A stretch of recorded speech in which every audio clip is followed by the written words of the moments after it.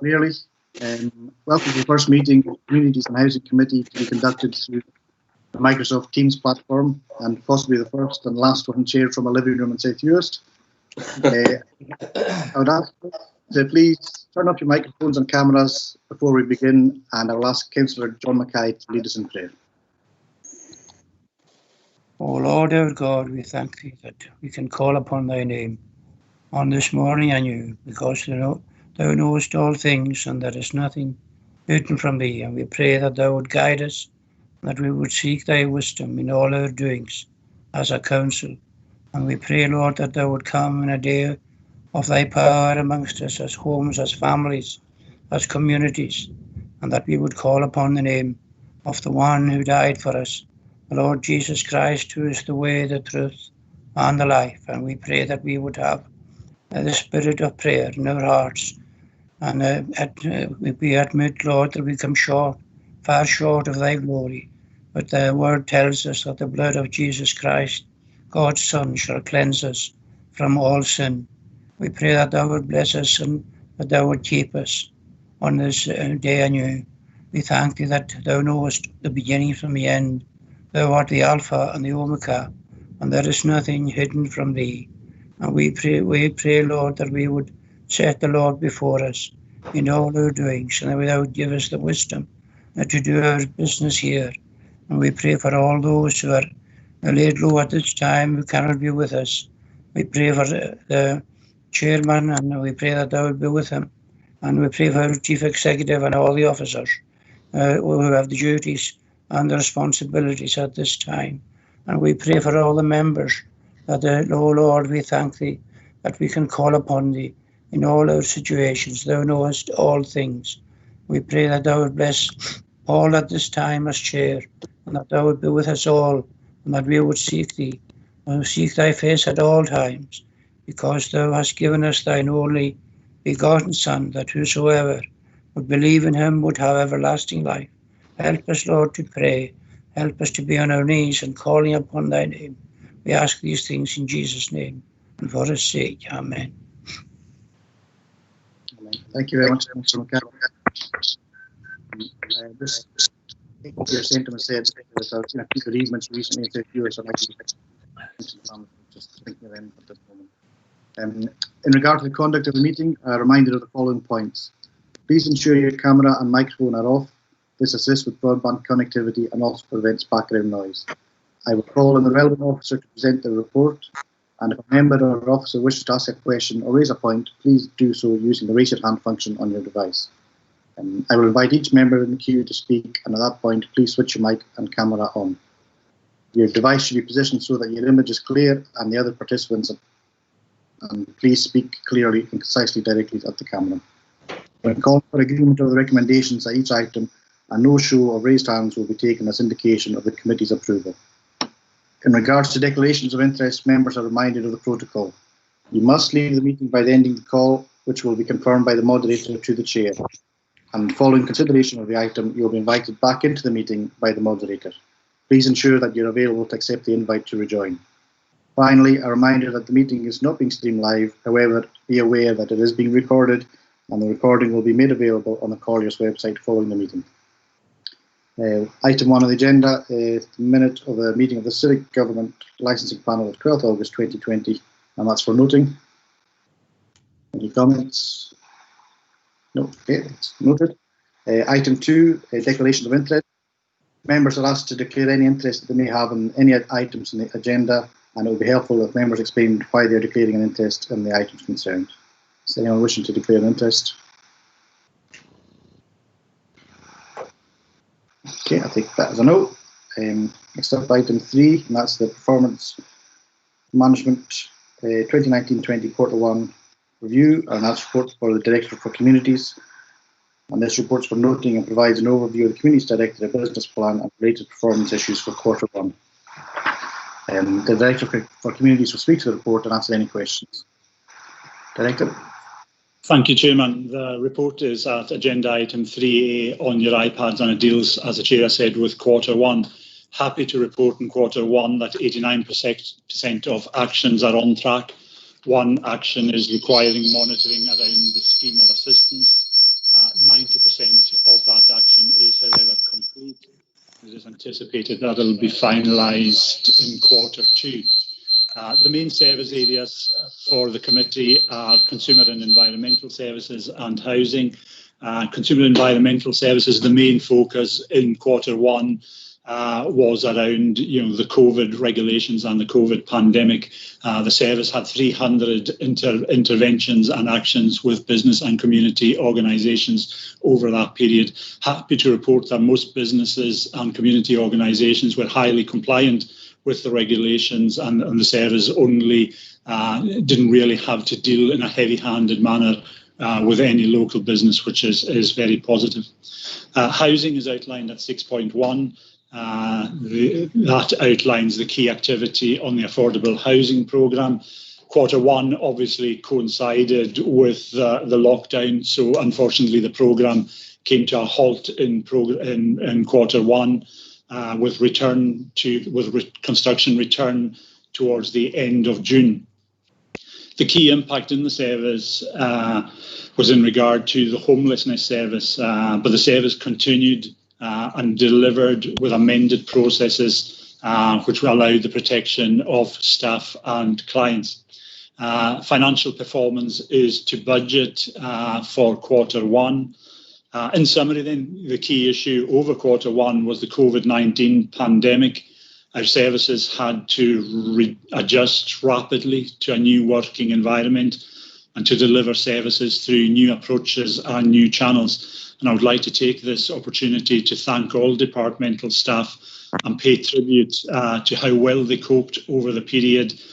They reacted in a highly disciplined manner to the challenges of the pandemic and the lockdown. So I would like to pass my thanks on to them.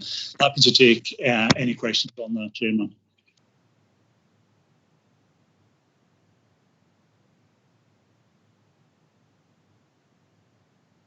Chairman, can anybody hear me? Chair, I think you're on mute. Hello? Yeah, sorry, I was still on mute there. Yeah, I'd just like to echo those comments. I think the staff and the officers responded remarkably well with the training situation. First hand up I see is Ray McKenzie. So, hello, can you hear me all right? yes, I can hear you. Yeah. There's 2 or 3 points I wanted to raise on this item. First of all, it's just a question on the final number of houses at Mackenzie Park. Can you give me a figure on that? And what is the position regarding the 25 million that was awarded from the Scottish Government? Are we going to meet this, or have there been extensions due to COVID? And what is the current position? And finally, the figures under 9.1 finance, I don't know if we've reached that yet, but because obviously I don't have my, I can't see the document at the same time.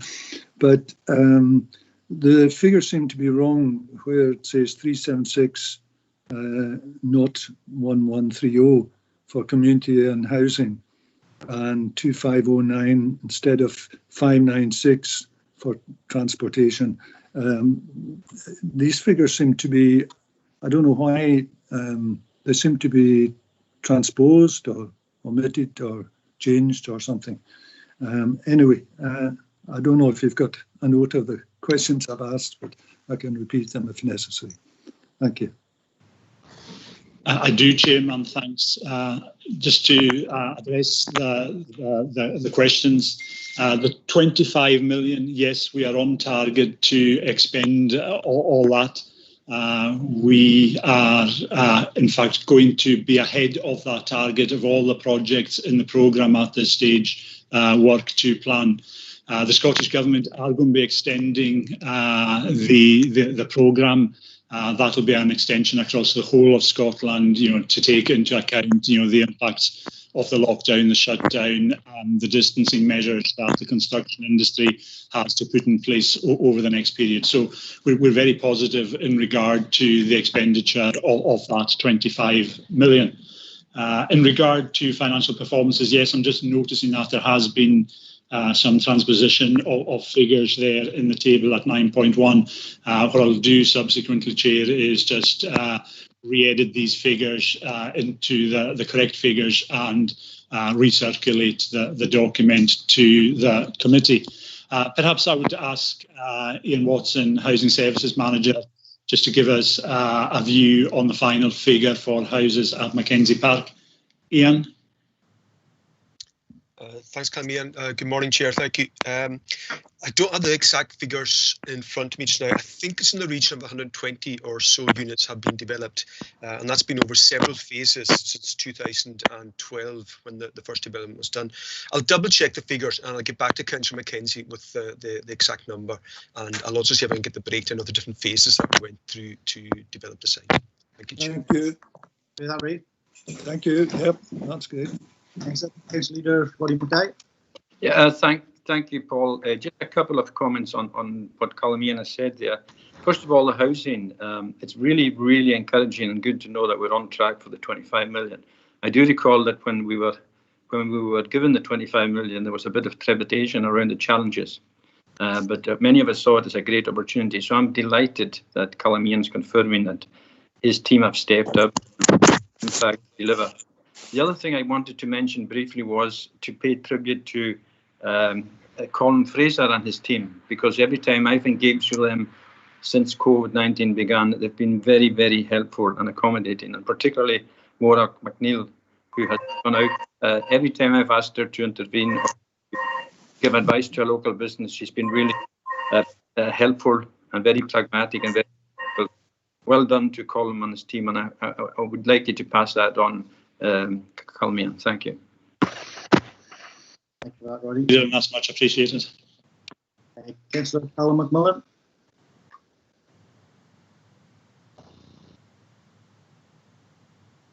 The microphone's off, Callum.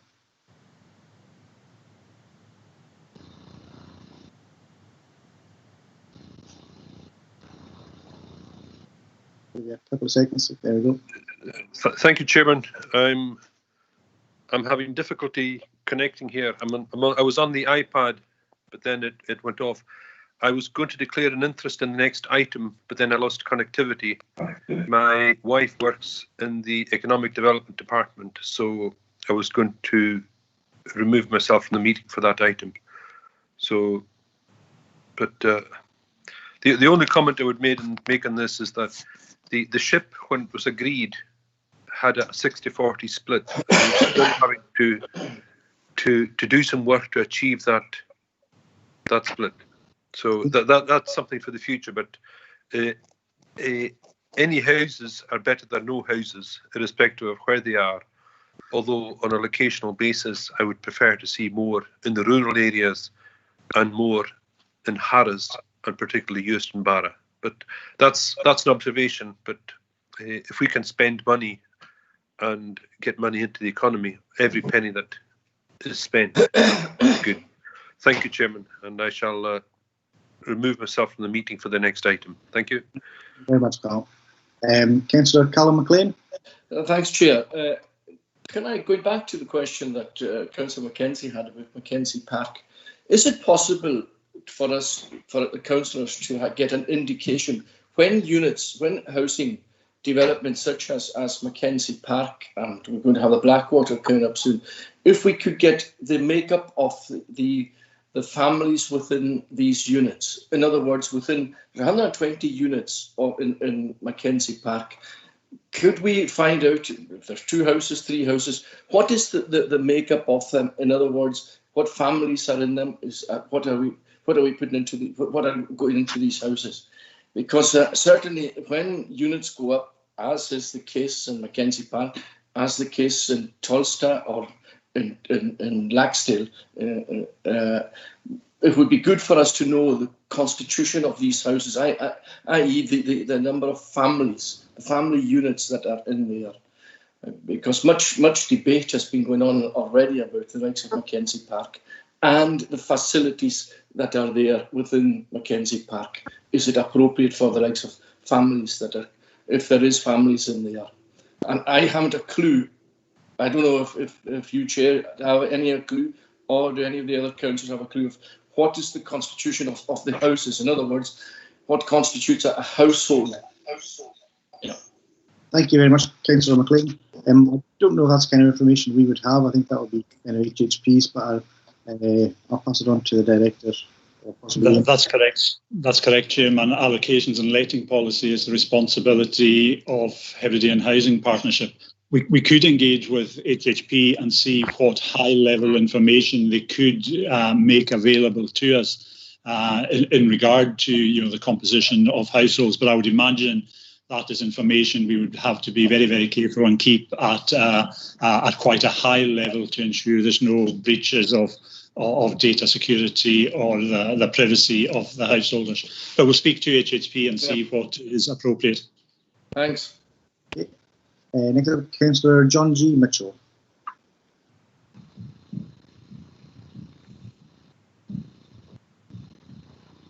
Mute, John.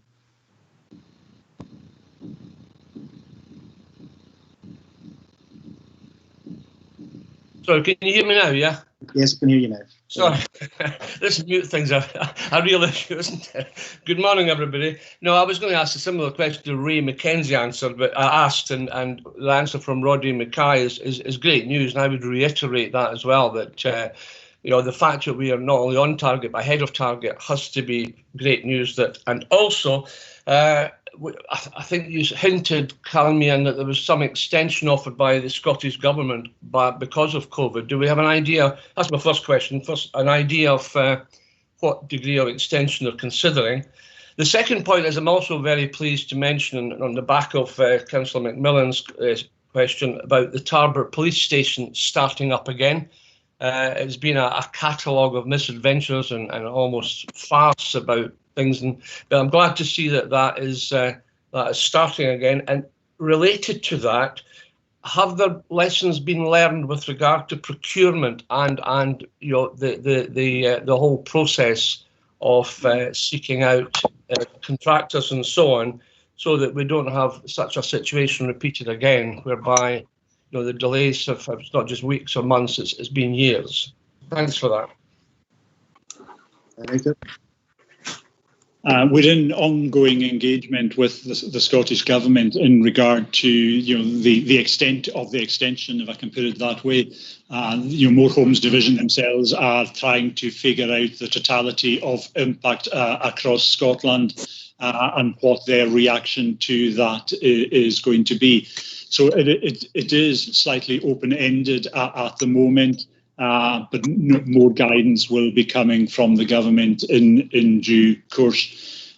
In regard to procurement is obviously an issue for HHP, but we do engage with them on these issues and on certain projects. I think there are lessons always to be learned when a project goes slightly off course, as it were. We work with HHP and we try to encourage different approaches to procurement, and hopefully there will be lessons learned out of the Tarbert experience. Could I just add to that, just to mention, could I pay tribute to Callum Ian, who's responded very positively to a letter I sent recently addressing the very severe accommodation situation in Harris. And I think there's a meeting of minds and certainly a high degree of consensus to ensure that certainly now or post-COVID anyway, that any restraining of any further economic activity is not there because of accommodation problems. I do pay tribute to the Economic Recovery Team, Callum and Joe McPhee, for the support in this matter. Thank you. Councillor Mitchell, thank you. Next up, it's the convener, Alan McDonald. Councillor McDonald. Thank you, Chair. I should also declare an interest in that I am a councillor nominated member on HHP, although that interest is no different to any other councillor who have been representing the council on bodies. I certainly think that the point that Councillor Cal Macmillan raised, that is still the case for us as a council in terms of our policy. I don't know who's trying to, I don't know if it's a dog or is it somebody else trying to tell me to be quiet, but I'll take the dog's word for it. But I think it is important that as a policy matter for the CORLA, it is still a 60-40 split. And the thing that worked against that was the way in which the Scottish Government allocated funding towards the GoTill development. And there is still, I hope, a commitment within the Council that we will rebalance that as a Council as time goes on, and hopefully it won't be too long.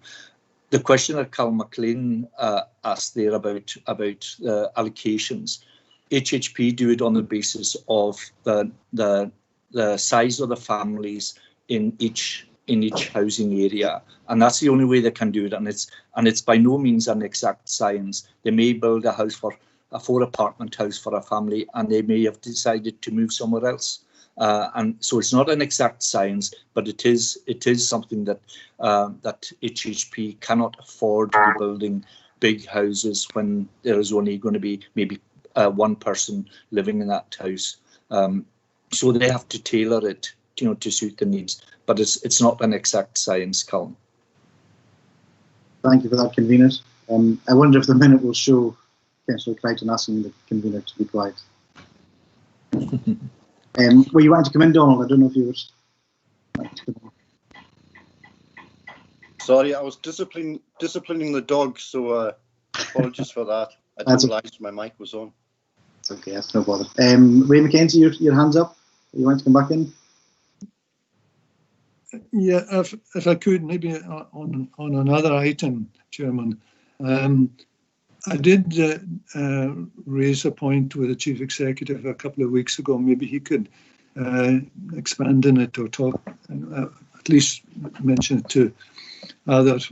The answer he gave me to other members, and that was the question of under the COVID pandemic. Apparently, a lot of houses are being snapped up. I don't know if that's just hearing it third hand or whatever, but maybe Councillor Mackay will have more information on that. But John Mackay, but properties are being snapped up allegedly by people coming into the island.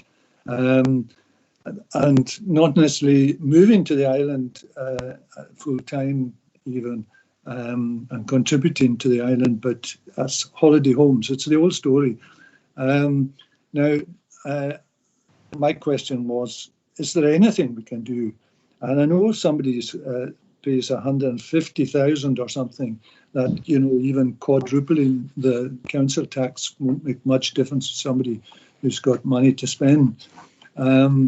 But it is a serious problem, as most of you know, that these villages are becoming not even dormitory towns, but holiday home towns, and more doors are being shut at least on a temporary basis. So it's just a point, and I wonder if if the Chief Executive can maybe expand on what he said to me. Thank you. Thank you very much, Ray. Yeah, it's becoming more prevalent, this issue. It seems to be hitting the headlines more and more often. There must be some things we can do, and I think it's about time we start looking into different ways of doing things. I wonder if the director is Mr. Burr there? I'm not sure if he's in the room. Yes, he is. Yeah, invite you to respond. Happy to let the director speak first on the issue, Chair. Okay, sorry, yeah, director. Thank you, Chair. We have run an exercise with local estate agents recently, just to try and get a feel of what is happening in the market, because there has been quite a lot of anecdotal material being spoken about, along the lines of, such as Mr. Mackenzie has outlined. We were getting quite a lot of inquiries at one stage around businesses and individuals wanting to relocate to the Outer Hebrides in reaction to the pandemic. What we are not seeing, however, is a translation of inquiries into actual purchases. The feeling, the broad sentiment coming back from the estate agents is that there hasn't been a COVID uptick, if you like, of new purchases out with the Hebrides happening. There's the normal churn of business inquiries and business and purchases from out with the island, but it hasn't grown significantly as a result of COVID. But we are still aware that there are a lot of inquiries coming in different ways around this, and it is an issue that we're exploring both to see from a business development perspective in particular, are there ways in which we can get new businesses coming into the area. In regard to market intervention, there are some new regulations coming out from the government in regard to letting policy, which we've responded to positively in the past. There's an ongoing consultation happening at the moment in regard to some technical aspects of that. So there may be some ways we can intervene in the margins on that. But how we're able to intervene in the main housing market between willing sellers and willing buyers is a very difficult one to react to in an open market society. So I hope that gives some useful overview of the situation at present, Chairman. Thank you very much, Colleen. Malcolm, would you like to come in? Not much to add, Chair. Just to say this is also a community planning issue, and it's important to look at these things over time. I mean, one hears these stories; they may be different in different parts of the Western Isles, of course, and it's good to get a perspective from every area. It's not something. These are all commercial transactions, as we know, at the end of the day. But it's important that the public sector gives the necessary advice and leadership and sets expectations. So it's something we'll also raise at the Community Planning Executive Group with the permission of the convener. So thanks, Chair. Ray, will you want to come back on that? Yeah, just, I appreciate we can't, it's a willing buyer, willing seller and all the rest of it. And I'm not suggesting, we want to increase the population of the islands and anything that can be done to encourage businesses who are contributing to the community and obviously young families, etc., coming or coming back. Indeed, that's all all to the good. It's just this business of people just buying up holiday homes and locals not able to compete. Thank you. Thank you very much, Ray. We'll have Councillor Charlie Nicholson next, and then Councillor John Gina. Thank you, Chair. I think this is an issue just now, and I'm glad to hear the Director is taking it on board. But there's one issue that, as an authority, we really have to engage with the different partners, and that's the access to land for young people. Young people themselves have been on the news recently about the issue of accessing that. What are we doing in relation to that? Because we can work with the community states, we can work with the Crofters Commission. When you see a bit of land down in Harris going for 200,000 plus on that, young people cannot look at that sort of aspect. And as an authority, we should really be looking at the access of land for young people that live on the island to build, because that is becoming a serious problem. And I think Mr. McKenzie, Councillor McKenzie is right. I can only speak for the kind of Stornoway area, but looking at the different estate agents, there's no doubt as you pass the windows and look at them on offer and sold and that, there has been an increase over the last number of months in these places anyway. Months gone by, you didn't see the same kind of buy or offers as such in the windows, so there has been an increase. But my point is about the land, accessing the land for young people to build, and the crofting issue, because it's becoming a really challenging issue for young people in these islands, Chair. So if the Director could answer that, what we're doing in relation to accessing land to help young people to build in these islands. Thank you, Councillor Nicholson. Director? Supply of land remains one of our most significant challenges. You wouldn't think it would be such a great challenge when 75% of the population of the Western Isles lives on community-owned estates. But we are in engagement with the community-owned estates. We've written to all grazings committees throughout the Outer Hebrides, trying to see methodology for the release of land. We have a call for sites out almost on a permanent basis now, not just through the various local planning processes, but that is almost a permanent call for sites now. So, for example, in previous years, we would run feasibilities maybe 3 or 4 times a year. At present, we're running, feasibilities, getting close to 20 times a year on sites. So there is that permanent call for sites. There is that engagement with the community landowners, and it may be worth their while writing to all the grazings committees again, just to see if we can release more land. But the supply of land is one of the key challenges to new housing development, be it affordable housing or be it in the private market. Councillor Mitchell.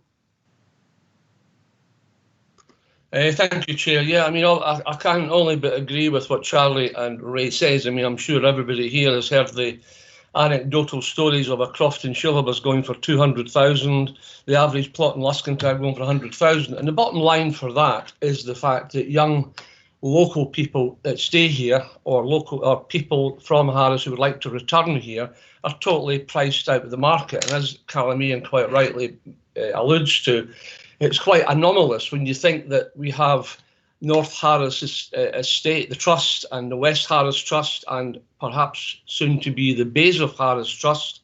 And I mean, they're between a rock and a hard place too. If you take the North Harris Trust, they've got buildings to maintain, they've got several staff to maintain, so they see that their asset is an equity for money to be made on, but they're equally appreciative, and I think that appreciation has been well established by writing from councillors, from the Harris Forum, from the Corla, to say there has to be some sort of compromise situation here.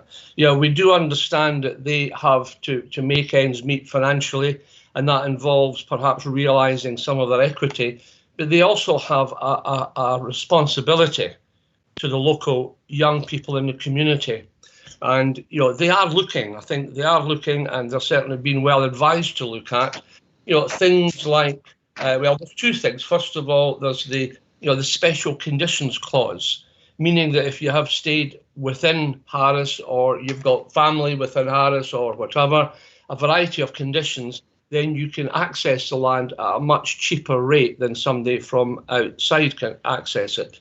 The second point I'd like to say too is in terms of the grazings committees. I'm the clerk of the Jury Clayton Conjeebic, which is a fairly popular area, and we are trying to look wherever we can at releasing common grazing to young people at considerably more affordable prices. I mean, we obviously really get something back, but something that's well within the reach of the local young people. So there are things going on, but staying still is certainly not an option, because we have young people here that just are being frustrated month on month about the cost of housing.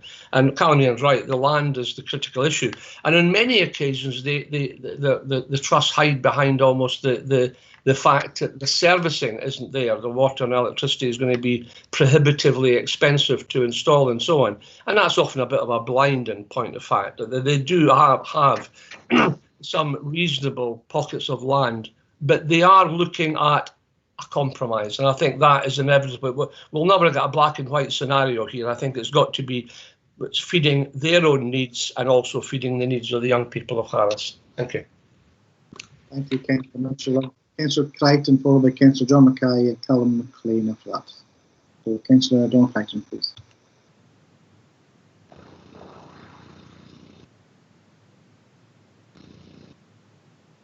You're on mute, John. Mute, Mr. Crichton. Thank you, Chairman. I'm not a member of the committee, but a lot of the things that have been mentioned before about access to land and the general housing strategy are things that we've talked about for a long time. What we now require really is a view of housing right across the board in terms of how it's funded. For example, I know we've had a very good affordable housing programme that's been generously funded.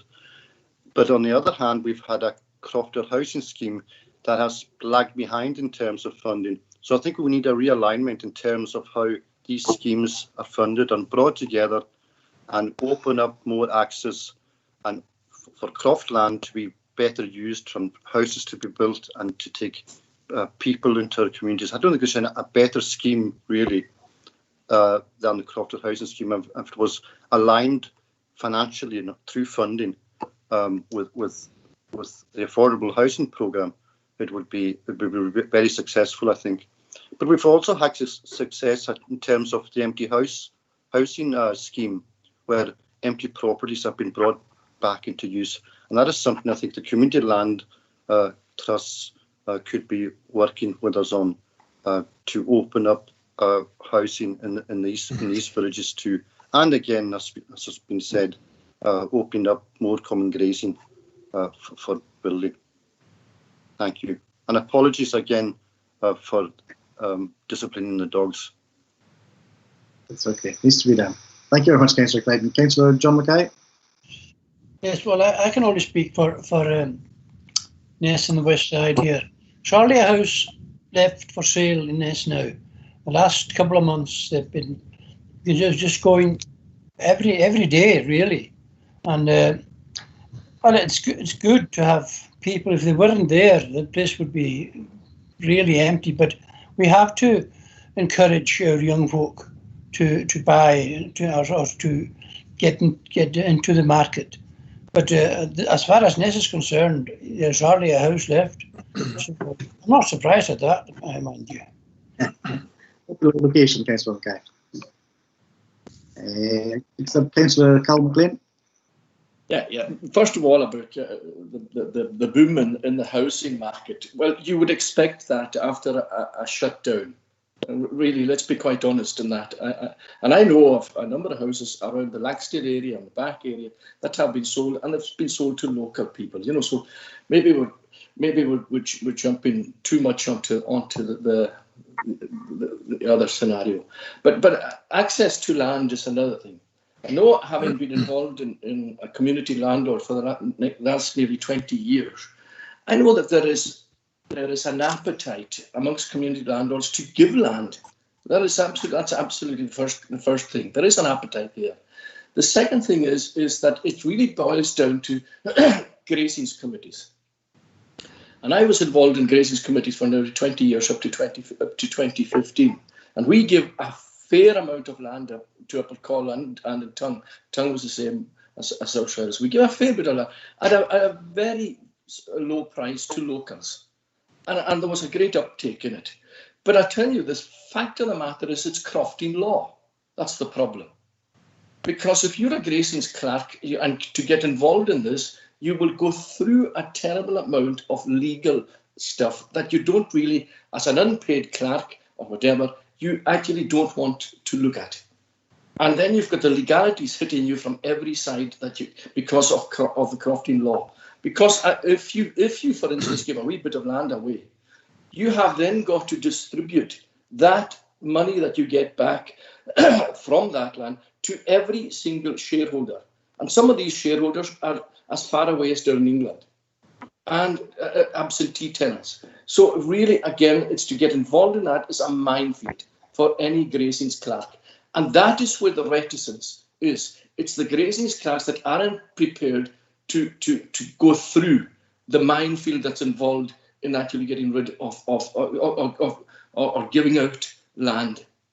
And I think we should be looking at that in some way, actually getting the grazings clerks and finding out how we can access that land, because I'm sure there's plenty of grazings clerks that are quite willing to give land to locals, very willing, and there's plenty of land available with us. But it's the way in which we have to access that land. And maybe that's an exercise that we should be looking at. Thank you very much, Councillor McLean. Can I just check, Councillor Mitchell, was your hand just still waving? I just want to take it down. Thank you very much. Sorry. That's okay. Convener, Councillor MacDonald. Thank you, Chair.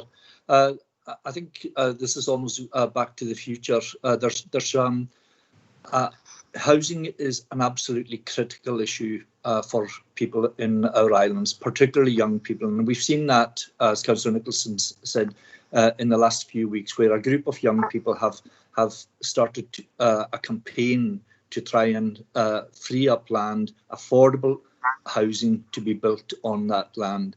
Now, if we go back to the Shucksmith inquiry into crofting, and had that been given the opportunity to deliver on housing, which was a major part of that inquiry, as well as other crofting regulations, relaxing them to make it easier for people, including village grazing committee clerks, to free up land for housing. And I do think, I mentioned Mark Shucksmith there. He was actually on television last night, I think it was, or talking about the very same issues.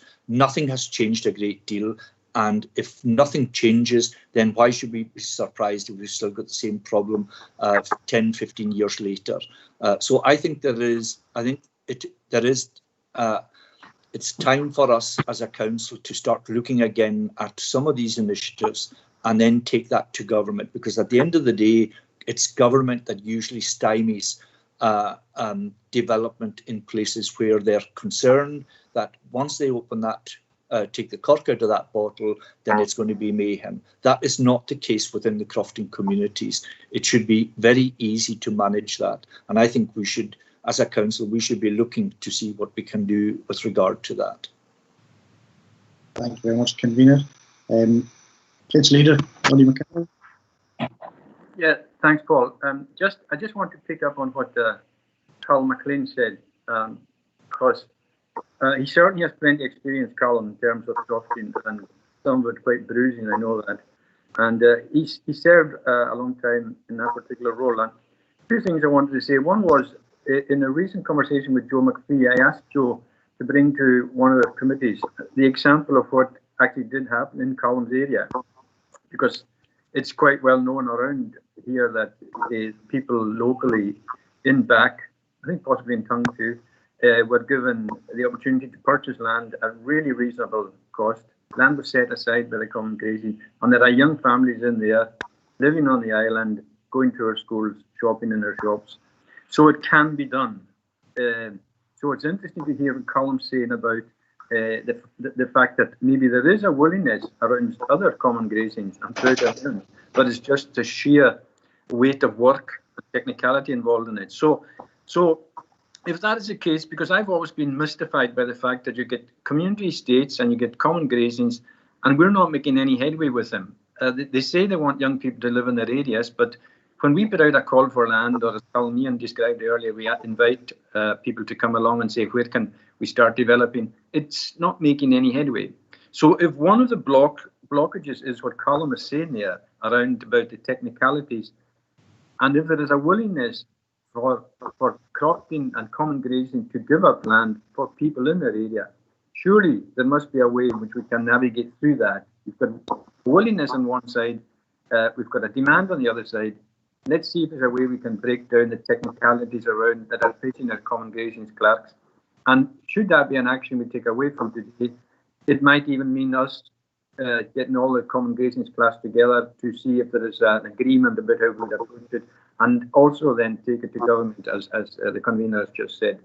So that's a very specific action which I think we should rest on. Otherwise, we will be, as Stokes has just said, in 10 years' time talking about the same thing. Yeah. Thank you very much, Roddy. Were you waving there, Keith? Yeah. It's just that my feeling is that this we'll be talking about this for some time to come, about the housing situation, because at the end of the day, once this pandemic is over, there's going to be a lot of people, and more so the younger people, they're going to lose their jobs. So we'll be talking about this for a long time to come. That's my opinion. Thank you. Thank you, Councillor Dodson. And Councillor Ray McKenzie has your hand up again. Yeah, well, thank you. I'm glad I raised this, actually, because it's been a very good discussion. And it'll be a better discussion if something comes of it. I think a lot of good points have been raised today. And, I don't know where we take it from here, but following on what Roddy Mackay says, I think we should really be pulling these things together and, making, not, we don't want to be talking about it in 10 years and all the rest of it. We want something to happen in the immediate or very near future. Thank you. Thank you, Ray. Mr. Burr. Thank you, Chair. I'll look for the director's comments, but I think this is something if the committee's minded to take that idea forward, as well as speaking to the grazings committees, which I think is a good idea. We should also speak to government and the Crofton Commission about how they can assist grazings committees in this regard, because the point that made about the process, I think it was Councillor McLean, the process is indeed formidable. And we need to ensure as far as we can, and it's not all about our statutory powers, of course, it's also about the Commission's, about how that can be made easier, if indeed it can be. So I'll maybe ask the director to see if there's any way we can take that forward in the immediate period. Thank you, Chair. Director.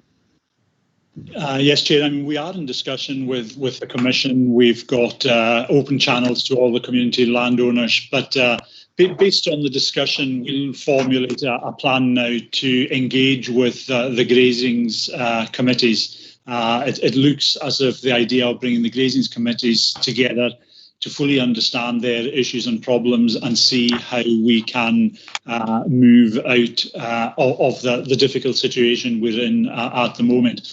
I think when we're considering housing, I think there is quite a bit of land, as Mr. McLean has spoken about the experience in Cull and back. There is quite a lot of land being released for private self-build housing. You just need to go down, the Tongue Road and into back to see that.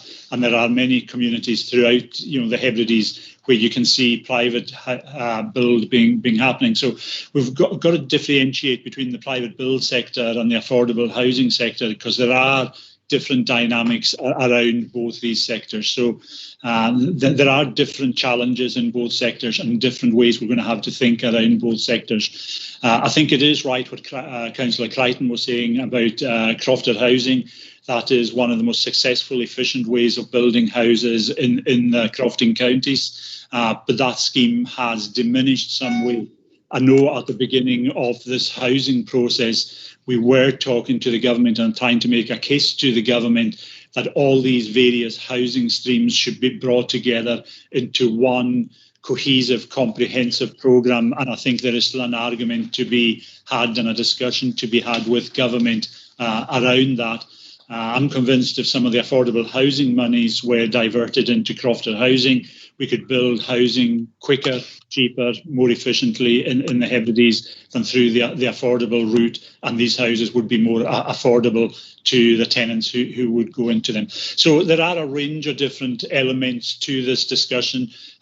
We will seek to bring it together into some form of action plan and continue the discussion with the Commission, the community landowners, and the grazings committees over the next period, and bring something back to the next meeting of the committee to try and coalesce that together into a set of achievable actions.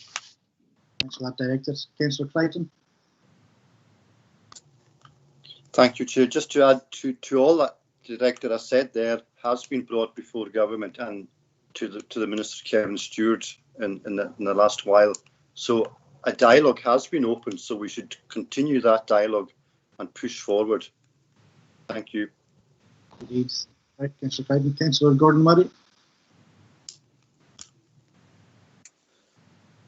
Thanks, Chair. Good morning, Chair. I was listening to that discussion with interest. It's a very good discussion. There's a lot of different points.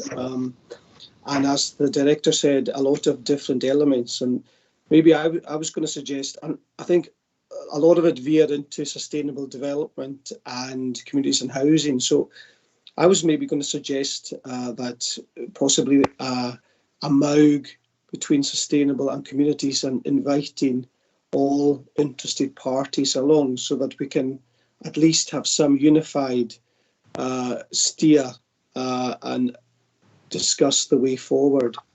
Would that be possible? A local united front? Are you suggesting some form of super MOUG? A super MOUG, yes. Directors, would that be an option? It is an option. There is always an optimum amount of people to have round a table to have a productive discussion, and when the number goes over a certain limit, particularly in working electronically on digital platforms, you lose optimization. But the idea of bringing this to one or other of the MOUGs, or a combination of MOUGs, and bringing in some of the critical players in this, I'm sure that can be arranged over the next period.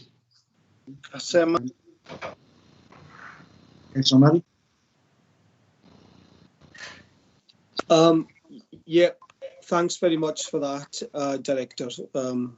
I agree that recommendation. I don't know if that can be added to the recommendations. Thanks.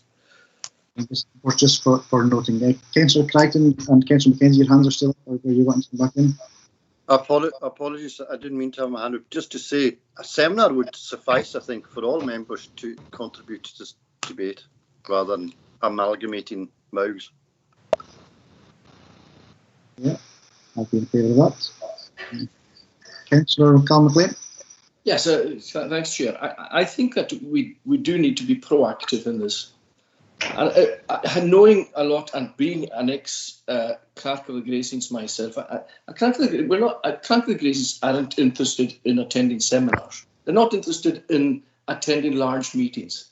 I think the best way forward is to use, and I'm just suggesting this to Columbian, is if members of his team actually meet with individual Gracings clerks or committees together.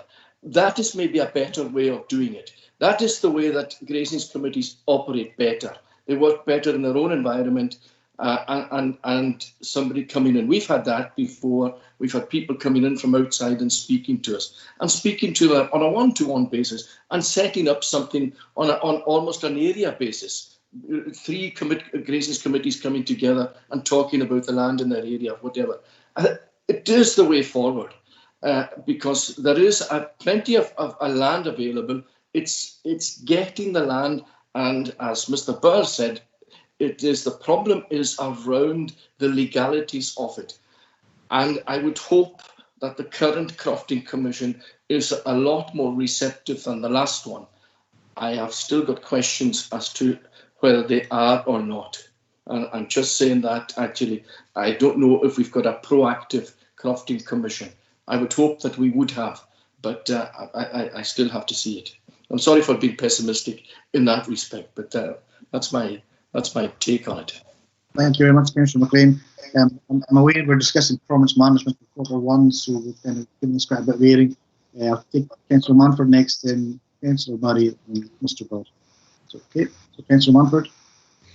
Thanks, Chair. Very valuable discussion. I would suggest to you that one of the first things you take forward, whether it's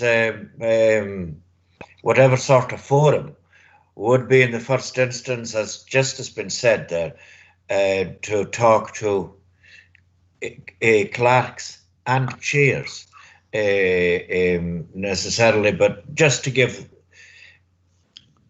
2 individuals from particular areas rather than the onus put entirely on clerks. The first thing that we need to do is to learn, to get understanding, and to be in measure respectful to clerks and chairs that in many circumstances over the years have been helpful, have done things. But for one reason or another, they don't always work. There are difficulties. There have been lots of successes. So we need to learn from where it's gone right, and learn from where it's become problematic, because it does exist. I can speak from long experience of all aspects of this. And also to learn how to take it forward after it takes place, because there are times where it's worked and there are times where the land released has tripped up, shall we say, from the simplest way is to give examples where it's gone one way at sometimes a very respectable cost, with the crofters not having looked for money from it, but the land having been sold on at a profit, at a significant profit in some ends. That's not widespread, but it has happened, and it leaves behind it very bad feeling. There also needs to be better communication, because I'm hearing just now at this meeting where we want crofters and grazings to come and make land available. I could name you people that have already put forward a land and have not been contacted, which makes which leads to considerable anger when they see it advertised for more and they feel they've been ignored.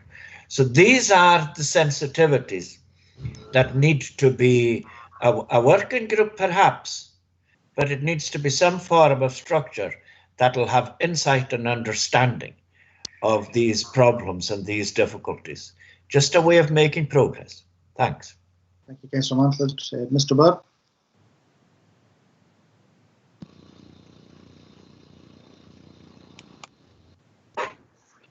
Thank you, Chair. I was just going to come in on the point of communication, just to pick up a couple of the points that were made. I think the area approach may be the best, and that's how we're working, of course, in other consultative ways, and that's consistent with our community agenda. So I think working with the clerks and indeed chairs on an area basis might be better in the first instance, and then a report is brought back. I tend to agree that a seminar is the best way to look at these policy issues rather than a member officer working group, even if that's expanded. But if we speak to those involved, including the Commission, including HHP, including government, and bring back a report, I think perhaps that's the best way. But I'll be guided by the director in that regard. Director. Happy with that approach that's been outlined by the Chief Executive. Okay, thank you. I agree with that. Councillor Murray, last point. I'm happy with that, Chair. I always find the seminars are a bit one-sided, so I'm sure there'll be plenty of discussion in that coming seminar. So as long as we're able to discuss matters. Thanks. I agree with that. A lot of points that were made there today. There seems to be a willingness and different options. So yeah, it'd be good to see something coming forward from that. So insofar as this committee is concerned, do members agree to note the report? Murray, your hand's still up. Is that just waving or just Murray?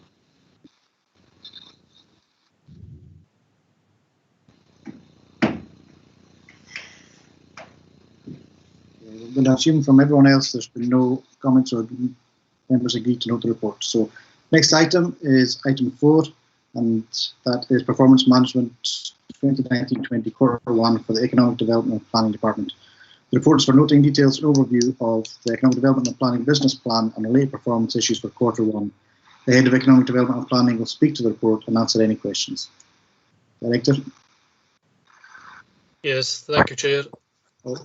In terms of this committee's interests, they are included at 5.1 to 5.8 of your report, and they refer to library and information services. So that's all the scope of this committee's particular remit. We've outlined some of the activities that we've been undertaking over lockdown, setting up a specific section on the website, Your Lockdown Library, effectively offering an e-library service and using social media channels, Facebook and YouTube.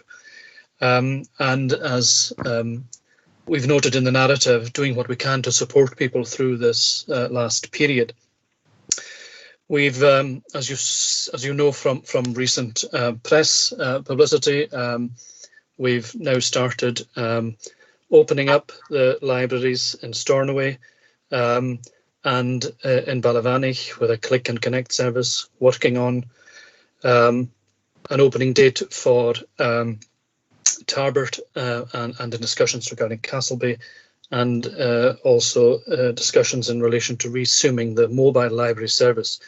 So we're currently engaged in, as you can imagine, significant health and safety checks on all aspects of service delivery, and more information will come out in due course on all the activities we're undertaking. So happy to take any questions, Chair, that any members may have.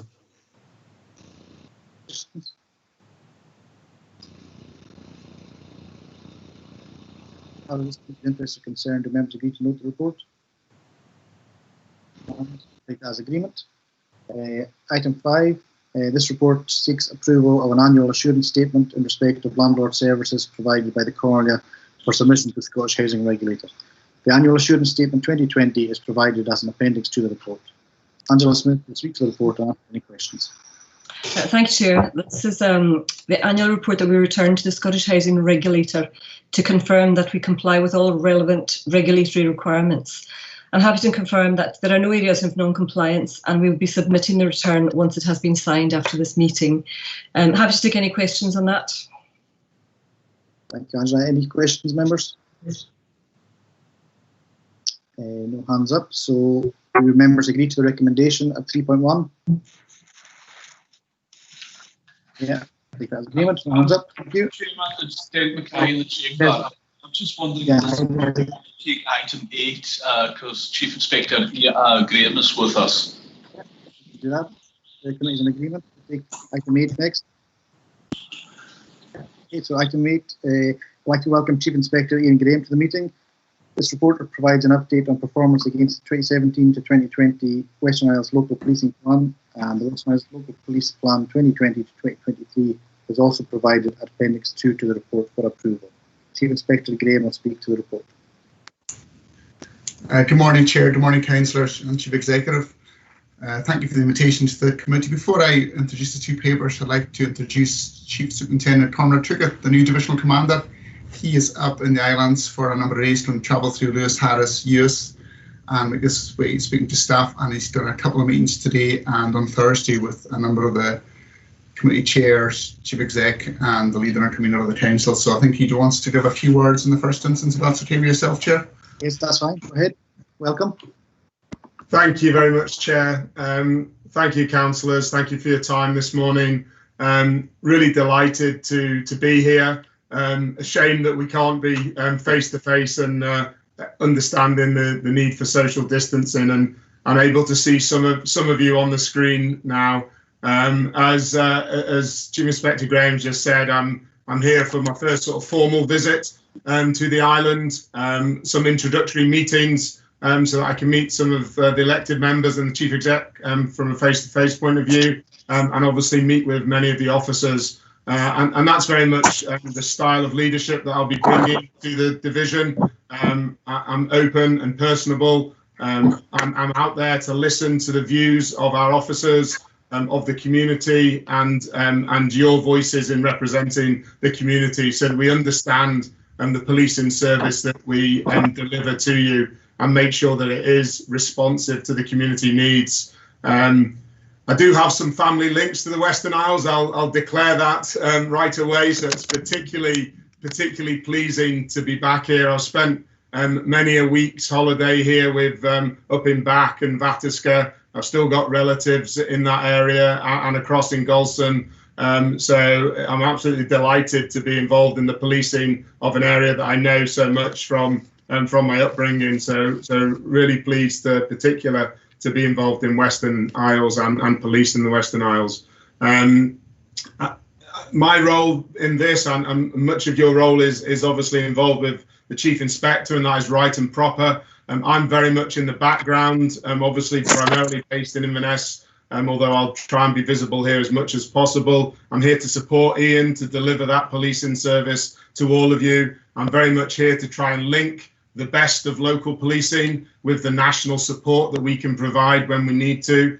So it's very much trying to get that balance right.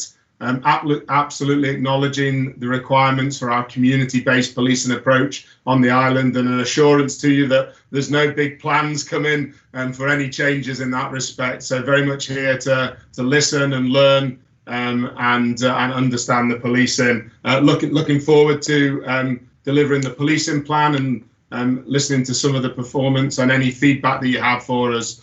So I'll not go on too much longer. I'll hand over to Ian to talk through the papers. I'm happy to come in and support any questions that we may have. So thank you for your time. Thank you for that. Thank you, Chair and Councillors. I'll talk through the first report, which is the performance update, which covers the period 1st of April till 30th of June. We'll work through the report one section at a time. First one's road safety, road crime. Obviously, fatalities-wise, there was none recorded in that time. Drink, drug, drive offences obviously has dropped down, but obviously you're aware, just from the comments, that was during COVID lockdown, public roads were a lot quieter. Speeding offences were actually at 24 speeding offences, so some proactive work and carried out there.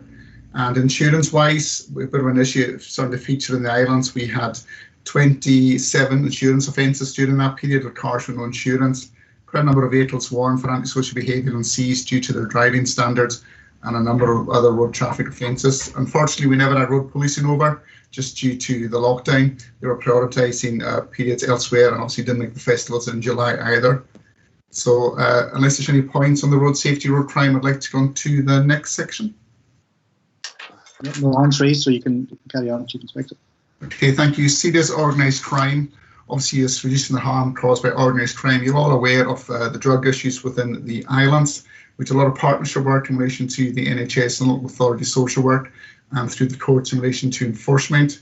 We had approaching 62, it's in one of the other pages, packages seized through the various post office and other courier services. So a lot of work through the Alcohol Drugs Partnership for funding for some of the work we're doing, so we're very grateful to them.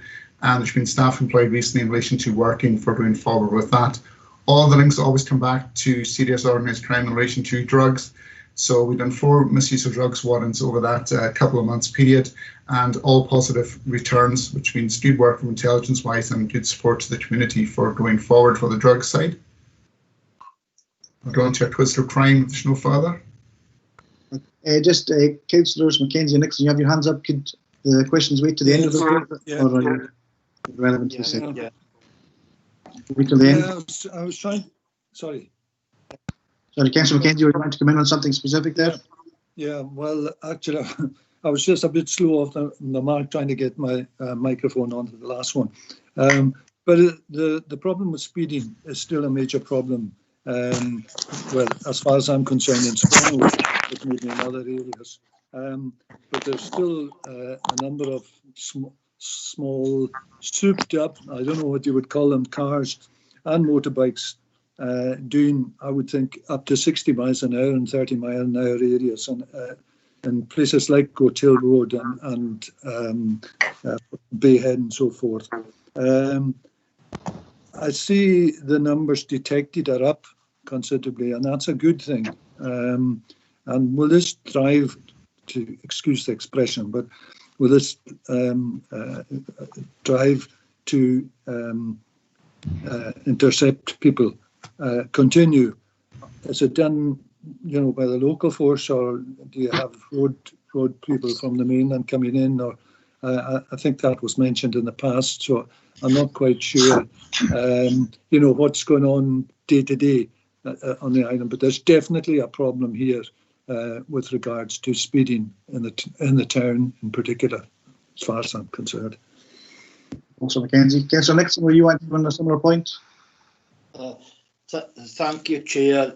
Similar points to Mr. Mackenzie, and I won't go over these. The one I will bring up is the noise level of cars within the town, and to thank the Chief Inspector for the work of the officers in relation to that. It's still an issue, and we still are promoting Report the Rower, especially for the town centre. So thanks to the Chief Inspector and the staff for that, and we'll carry on the different challenges we have in regards to that in the future months. Thank you, Chair. Excellent. Chief Inspector, do you have a response for Councillor Mackenzie? Okay, thank you, Chair. In relation to the speeding, yeah, as you're aware, we have monthly operational meetings with the local authority, director of roads, sorry, head of roads. We do is we prioritise the roads we're going to tackle in relation to complaints. We also do site visits with the council in relation to any problematic areas. So we are looking at active travel strategies for within the town, to see the best way of promoting that, how the best way to deal with the noise complaints in relation to the vehicles. And as Councillor Nicholson said, we have promoted our contact us email system for people to raise their concerns with us through the email if they don't want to phone direct or just to log it in a later time. In relation to speeding, yeah, we have it on our daily tasking. We are looking to see what else we can do in relation to the events. We have road policing are coming over usually 3 times a year. They will be over in November for getting ready for winter campaign, spending a day in Lewis and Harris and a day in the US in relation to speeding. So it's every day we've got enforcement activity. We would welcome any comments in any particular problematic areas. We do add that to our tasking sheet, which is why we've seen an increase in the speeding numbers. And we also work closely with the council for the speed centre placement, just to go back to the community and actually go through the speeds and the issues with them. But what we do ask is, if you have one of your constituents complaining, try and specify the time the vehicles are coming through that are causing problems in your area, and it's much easier for us to deal with it that way. So I hope that answers your questions. Yeah, well, just if I can come back on that particular point, I wouldn't advertise too much that you're coming in November. But the other point about, you know, in the past people have said, you try and get a number plate or whatever, you know, but that's pretty well impossible because they're usually gone by the time you even get a chance, you know. So that's a difficult way to do it, and without a speed gun or whatever, it's pretty well impossible to. It has been raised time and time again at community associations and community councils. Thank you. Thank you, Councillor McCain. Chief Inspector. Okay, thank you, Chair. Before the Chief Superintendent would like to come in, it's one point Councillor Mackenzie said. It is quite true. As soon as our road policing vehicles arrive in Ullapool, people in the community in Stornoway know they're heading over on the ferries. So it's just another thing we have to deal with. But the Chief Superintendent would like to come in on that point. Just to sort of support the points that Ian's already made, and you know, we recognise road safety is an absolute priority on the island. You know, we'll continue to support with those road policing campaigns, and you know, I meet now regularly with the inspector in charge of that team, and you know, we'll take back from this meeting the concerns that have been raised and the level of support that we can provide or even increase and to the island. Having discussed with Ian the processes and the structures that are in place with the council colleagues in roads, you know, I'm really impressed with the process and the structure that's in place. So from your perspective and meeting with the community, you know, it will be an ongoing issue for us to tackle. And, you know, we welcome those complaints because it informs the picture. It allows us to target resources and it allows us to understand. So I know it will seem very frustrating for many of you in terms of some of those conversations, but please do keep feeding us the information, and we will consider it in that partnership space and act on it and to the best of our ability. And that was all I wanted to add. Thank you. Chief Inspector. Thank you, Councillor. I believe some other councillors had asked their hands up for questions. I don't know if you want to go to them first. Councillor Mackenzie, you've just left your hand up. So we Councillor Callum McLean. Yeah, Chair, thanks. I just asked the Chief Inspector a question here. It's in relating to accident black spots. I happen to live very close to one in which there are recurring accidents, possibly a couple of times every year, and I have voiced my concerns as a councillor and as a resident to the council about this stretch of road. Do you meet with your own officers? Were actually at the last accident about 2 weeks ago. Do you actually suggest to the council department, the roads department, that there is such a thing as black spots, accident black spots, which need looked at? Because I do believe, I've spoken to the council officers, and it's not the first time I've done it, and I do believe that at this part of the stretch of road, on the main road from Tonsta to Stornoway, that it's a fatality just waiting to happen. I really do, and I'm just asking you if you express your concerns to the council roads department about such areas.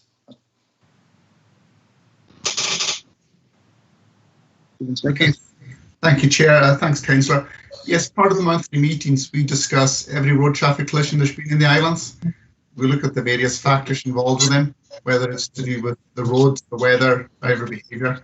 And yet we do, if we have an issue that we think there's either road signage required, reducing the speed limit, or any other street furniture to reduce the speed limit, we will raise that with the council. But every road traffic collision that we have is shared with the operational meeting with the councillors and the Scottish Fire and Rescue Service to see if there's any factors we can get involved in the future.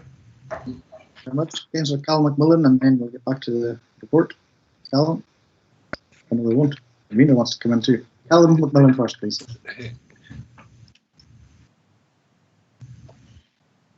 Get on. Thank you, Chairman. I was going to wait until the Chief Inspector was finished the report, because it's the usual bugbear, but I would commiserate with Councillor Mackenzie for living in the area of town. It must be a neighbour problem that causes all of the speeding, and the ghettos of James Street. Perhaps the police could do a catch and release of the young people who are usually involved, and release them in Euston Barra, because we could really do with that sort of problem. Our lack is the young people, not the issues and fun that they cause of an evening. But talking of catch and release, it might be part of the Chief Inspector's report. The issue of people being captured in Battersea and Barra and Uist and then taken to Stornoway. Alan, can I come back to that later on in the report? Okay, thank you. I'll do that too. Thank you. And convener. Thanks, Chair. Just very briefly, following on from the point that Councillor McLean made, Councillor Cull McLean, in relation to accident black spots, there is a black spot not far out of Stornoway where the halfway house is between the Arnish Road end and Lochs Garage, and that's somewhere where I believe that maybe the council need to look at the alignment of that road, particularly at the bend, and it's usually vehicles that are travelling out of Stornoway, and when they come to the bend, they're going too fast, and they lose contact with the road simply because the road drops away. And there's been numerous accidents there in the last few years. I do think that the continuing dialogue with technical services and the roads people needs to focus on where there are multiple accidents happening, and hopefully without any serious injuries to anybody. But there are places that we all know about, and it'd be really useful to do some work on that. Thank you, convener. I think we're all aware in our own areas of various hotspots, and I think continued dialogue between the department and Chief Inspector is probably the best way to do it. So if we can move on, I think what we'll do is if the Chief Inspector can just complete this report, and we'll have all the questions at the end, if that's okay. Okay, thank you, Chair. The next one is acquisitive crime. Obviously, during COVID, we had less people on the door, less shops were open, so we've seen a reduction in shoplifting, also reduction in the housebreaking. Motor vehicle crime we've usually found is people have been leaving their keys in the ignition, and as you're aware, there was one last week where the person was quickly and the vehicle recovered, so it's usually due to keys in ignition of people that they know, whether at a party or someone visiting the house or someone knows about it. So we have a good detection rate in terms of that, and just trying some prevention advice. So I say there was less people on the door at that time, less shops open, so we believe that was one of the reductions. Antisocial behaviour, licensed premises checks, you can see a dramatic reduction. That was due to a number of them being closed, just the main shops are open all through control. So Now that the licensed premises, a number of them are reopened, we've started to put that back up again, and there's no specific issues for them. The supply of drugs offences, we've been doing quite a push in relation to that. So it's just a small rise there, but there's a lot of work by my CID colleagues and colleagues on the mainland in relation to supporting productivity on the island, whether through the drugs dog or working with the ADP. The possession of drugs, say 62 packages intercepted at the start of lockdown. So we're still working with the Post Office and Couriers in relation to the best way to deal with that. What we do nationally, we tie back to the divisions where they come from, the postal stuff, to try and put some work on the mainland to prevent the stuff coming to the island in the first place. The breach of the peace offences have gone up slightly. What we discovered was during lockdown, a number of COVID tickets were issued for people breaching lockdown. At the same time, they were committing other style offences, and it's a number of people who are known to us. Common assaults have gone up again. You can see there's a significant rise in assaults on emergency workers. That was picked up by the Chief Superintendent when he arrived as well, just noticing the rise here in one other area in my division. What we found is some of the enforcement work we were carrying out to sort of put the conditions on COVID resulted in officers being assaulted. We had a significant number more custodies during that period than we would normally have.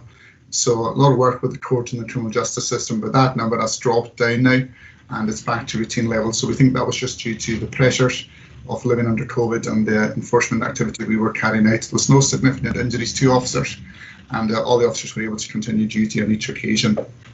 The Operation Notebook, that's to do with antisocial behaviour by neighbours in relation to loud music, etc. calls. We have really good relationships with HHP and the local authority in relation to how we deal with these matters.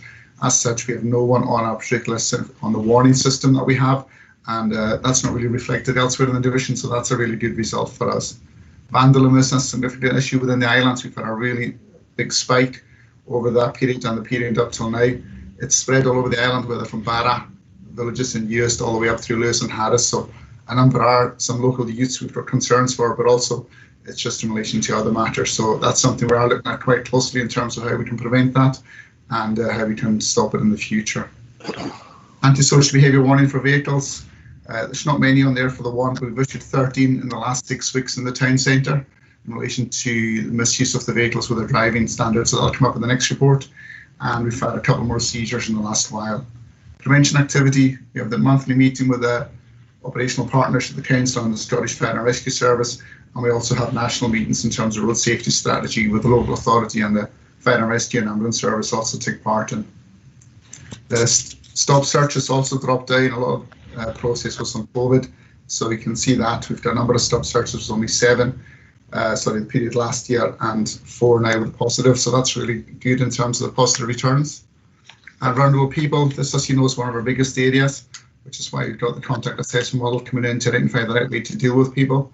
The number of sexual crimes incidents stays the same, but we have a significant rise since then in terms of online offences, which we're dealing with through our public protection. Domestic abuse, it's gone down by 1. There was a dramatic drop at the start of COVID and it's come back to normal levels. The inspector here chairs the Violence Against Women and Children Working Group, so we work closely with partners in relationship how we deal with that, and that's good going forward. And hate crime, you can see very low numbers within the islands. Overall, up till now, we've only been 3 hate crimes reported since the 1st of April, so really good community work within the islands in terms of the number of people that are travelling through, and quite pleased to see the low number that we have here. We had a review carried out to do with hate crime. We met with some inspectors from the Magistrates Inspectorate, and that went really well. They placed the partnership work within the islands when we met with them face to face, and there's a report due to come out which will be shared with all elected members. So really good work in relation to how we deal with these matters. Missing persons, that dropped down during COVID as well, so the number can't really be reflected on for the previous years. And at the moment, one of the issues we have is people who are in care or looked after accommodation going missing, but really good working with the partnership, social work and education about the best way to take that forward. And the final point is terrorism, public order. We have a local officers involved in that. They come along, they speak to the local authority links. We tie in with schools, with local community groups, and the best way to identify any concerns people have for going forward in relation to social media work or any concerns that they may have. So it's a really good relationship in the islands. We had a contest meeting last year for a practice exercise for Prevent Nominal, and that was led by a member from the council, and it was really well thought on by the members from the Scottish Government that attended to the meeting. So really good relationships in the islands in terms of how we're going forward with that. I think that's all the points for the period during initial lockdown. Chief Inspector. Councillor Dodson, I see you waving. Yes, yeah, I'd like to thank the Chief Inspector for that report. Very concise and very encouraging. The only question I would like to ask is: has the Chief Inspector got any update from the Scottish Government relating to parking of vehicles on pavements, etc.? Okay, thank you, Councillor. The parking on vehicles on pavements comes under the local authority legislation, so that's still working its way through, so it'll be over to them in terms of the enforcement, but we'll work with the traffic warden in the Western Isles. It's obviously funded by the local authority. That's how we can assist in enforcing that, but it's still, I believe, a consultation through COSLA and the other local authorities about how best to implement that. Thank you. Thank you. Councillor John Mitchell. Thank you, Chair. Hi, John Mitchell, Councillor Harris and South Lochs. Hi, Ian. Thanks again for your very comprehensive report. Got a couple of questions. First of all, how does COVID-19 affect the presence of police personnel in the Stornoway office? And I ask that in the context of the police presence in Tarbert. And equally, the second part of the question is really about the frequency of the presence, and I'm thinking in particular recently, as I'm sure I did make contact with you and you responded about the dangerous parking of camper vans, particularly along Northton, which is a fairly narrow road anyway, in many cases simply a single track road, and it actually caused the bus driver to drop people off at the road end. It's a mile long, horizontal rain like we're looking out the window today, and older people carrying messages is almost mission impossible if the bus driver refuses to go along the road. And we have to understand it. You know, he can't be expected to go along the road where there's a camper van illegally parked. So basically, there's a generic question about the presence of police in the Harris area, and the specific question as in terms of. Okay, thanks. And the specific question of responding to the Northton issue. Thanks for that. Okay, thanks, Councillor. In the first instance, no, the police were very quick to respond when COVID started.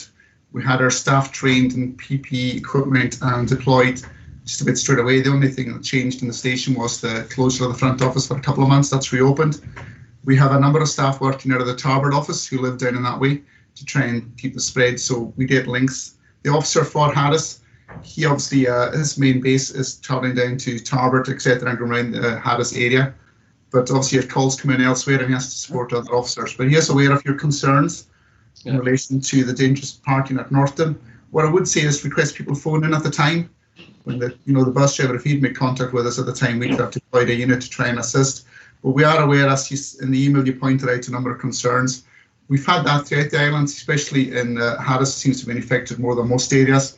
Basically, dangerous parking, illegal parking in relation to parking on laybys, etc. So I think in my email I suggested potentially going through with a working group of some sort to see how we can deal with this matter for the future. But I would encourage people to report at the time.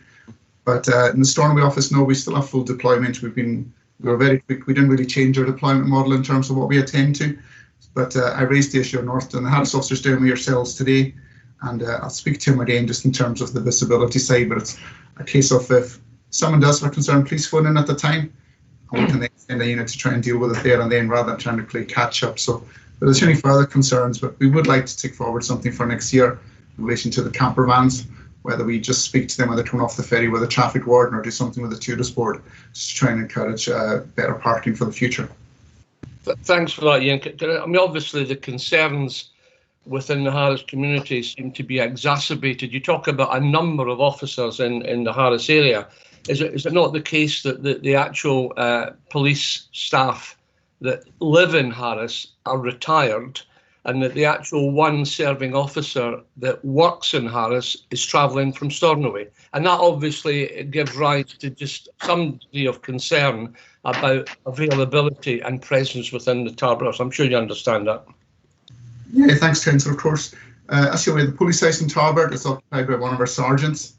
So we have a sergeant living in the community, and he obviously works in Stornoway, but feeds back what's happening there. The Harris office at the moment is being used by two of our CID colleagues in terms of health and social. One lives in Stalpy, one lives just outside Tarbert. So But David Fraser, yep, he bases himself here. The purpose of that is to make better use of the vehicle as well. So when he's off duty for a number of days, we can use of his patrol car. But no, we will encourage more use for going down there. We did prioritise some of the areas we were patrolling, and then eventually David, as you know, was put down to Harris more often. But we will try and get him down more often in the future. But the more concerns we have raised to us, then it's easier for me to prioritise where I put the resources to.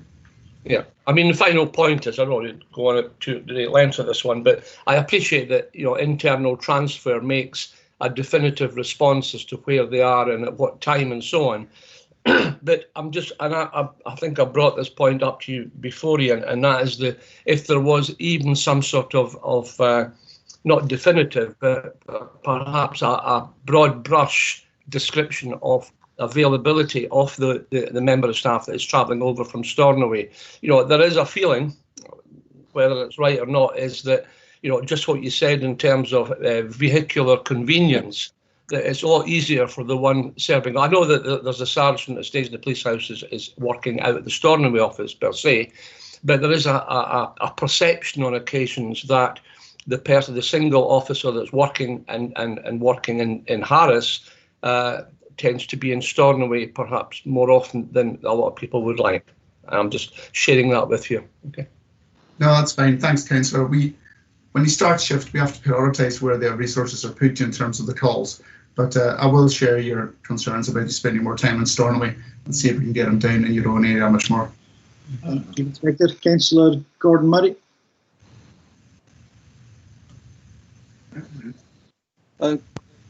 Thank you, Chair. Welcome, Chief Inspector Graham and Chief Superintendent Cricket. I was just going to say to the Superintendent, you made a couple of winning points there by mentioning your relations in Bathska and Gulson. Well done for that. But I was just going to mention the actual spike in vandalism. It's been probably the subject of a lot of discussions in committees and community association meetings in Stornoway. And I know that Chief Inspector Graham has been very supportive of partnership working, and he's been very successful in partnership working as well, and he should be commended for that, especially with his work with HHP. But I'm wondering whether he would be supportive of a kind of multi-agency approach to maybe support or help address some of the underlying issues that's causing the vandalism, such as the previous Outer Hebrides Community Safety Partnership, whether that should be revived, and that would maybe help. I know that I've spoken to a couple of officers about this, and they were saying that the OHCSP was a great initiative that really helped a lot. So I wondered what Chief Inspector Graham's thoughts on that were. Okay, thanks, Councillor. One of the issues we have at the moment is a particular group of youths, as I'm sure all councillors in the town are aware of. So we had the 2 meetings before COVID started in relation to some work with Action for Children, the Bridge Centre, the Castle Grounds, owners, responsible keepers. We've now got weekly meetings with the local authority social work and education in relation to a number of the youths, just to see best way to tackle them. So that's not something that's really affecting other areas within the island. It's an issue appears to be specific to Stornoway. In relation to the community safety, we have a number of other working groups where we tie in with either councillors or with the local communities. So, but we're always keen to look back and see what worked before. So I'd be happy to speak off table either to yourself or anyone else that wants to be interested. We obviously had the bi-monthly community safety forum with yourselves coming to the station. We just put a halt on that due to COVID. We were trying to restrict the number of visitors to the building, but we're happy to start that up again as well. That would be great. I think it was in the OHCPP, so I don't know if I could ask the convener if you could maybe request that the OHCSP is revived or brought back, or whether we requested. I'm not sure. Maybe I'm looking for some advice on how to actually revive this multi-agency approach. Thanks for that, Councillor Murray. I think that's a matter for the agencies to get together and see whether there is significant benefit to doing that. But as far as the community planning partnership is concerned, a lot of these issues are dealt with through that forum in any case. But certainly, you've got no issue with having another look at that and seeing whether we can improve things on what they are currently. Thank you, Convener. Thank you, Chair, and thank you, Chief Inspector. Thank you very much, Mr. Councillor Murray. Councillor Ray McKenzie. You can hear me okay, can you? Yes, thanks, Chairman. I think what these figures show is that generally the Western Isles is a safe place to be and to live. And the figures, if I'm sure other places, wherever they are, would die for it. Well, maybe not, that's not the right expression, but would be very pleased to have these figures. There's one or two things which obviously keep coming up, and that's the car offences, the drugs and vandalism, which has just been covered.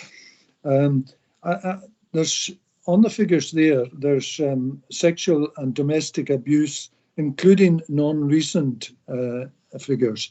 What proportion? I mean, I know they're low figures anyway, but what proportion of these figures are actually, historical, if you might call it?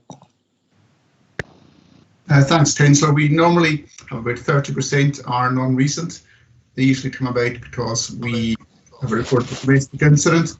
We'll attend, and whilst we're taking statements of the victims, they will come up with events that happened the previous year or a couple of years before. So it's usually about 30% are non-recent. Thank you for that. Thanks. Councillor Alan McMillan.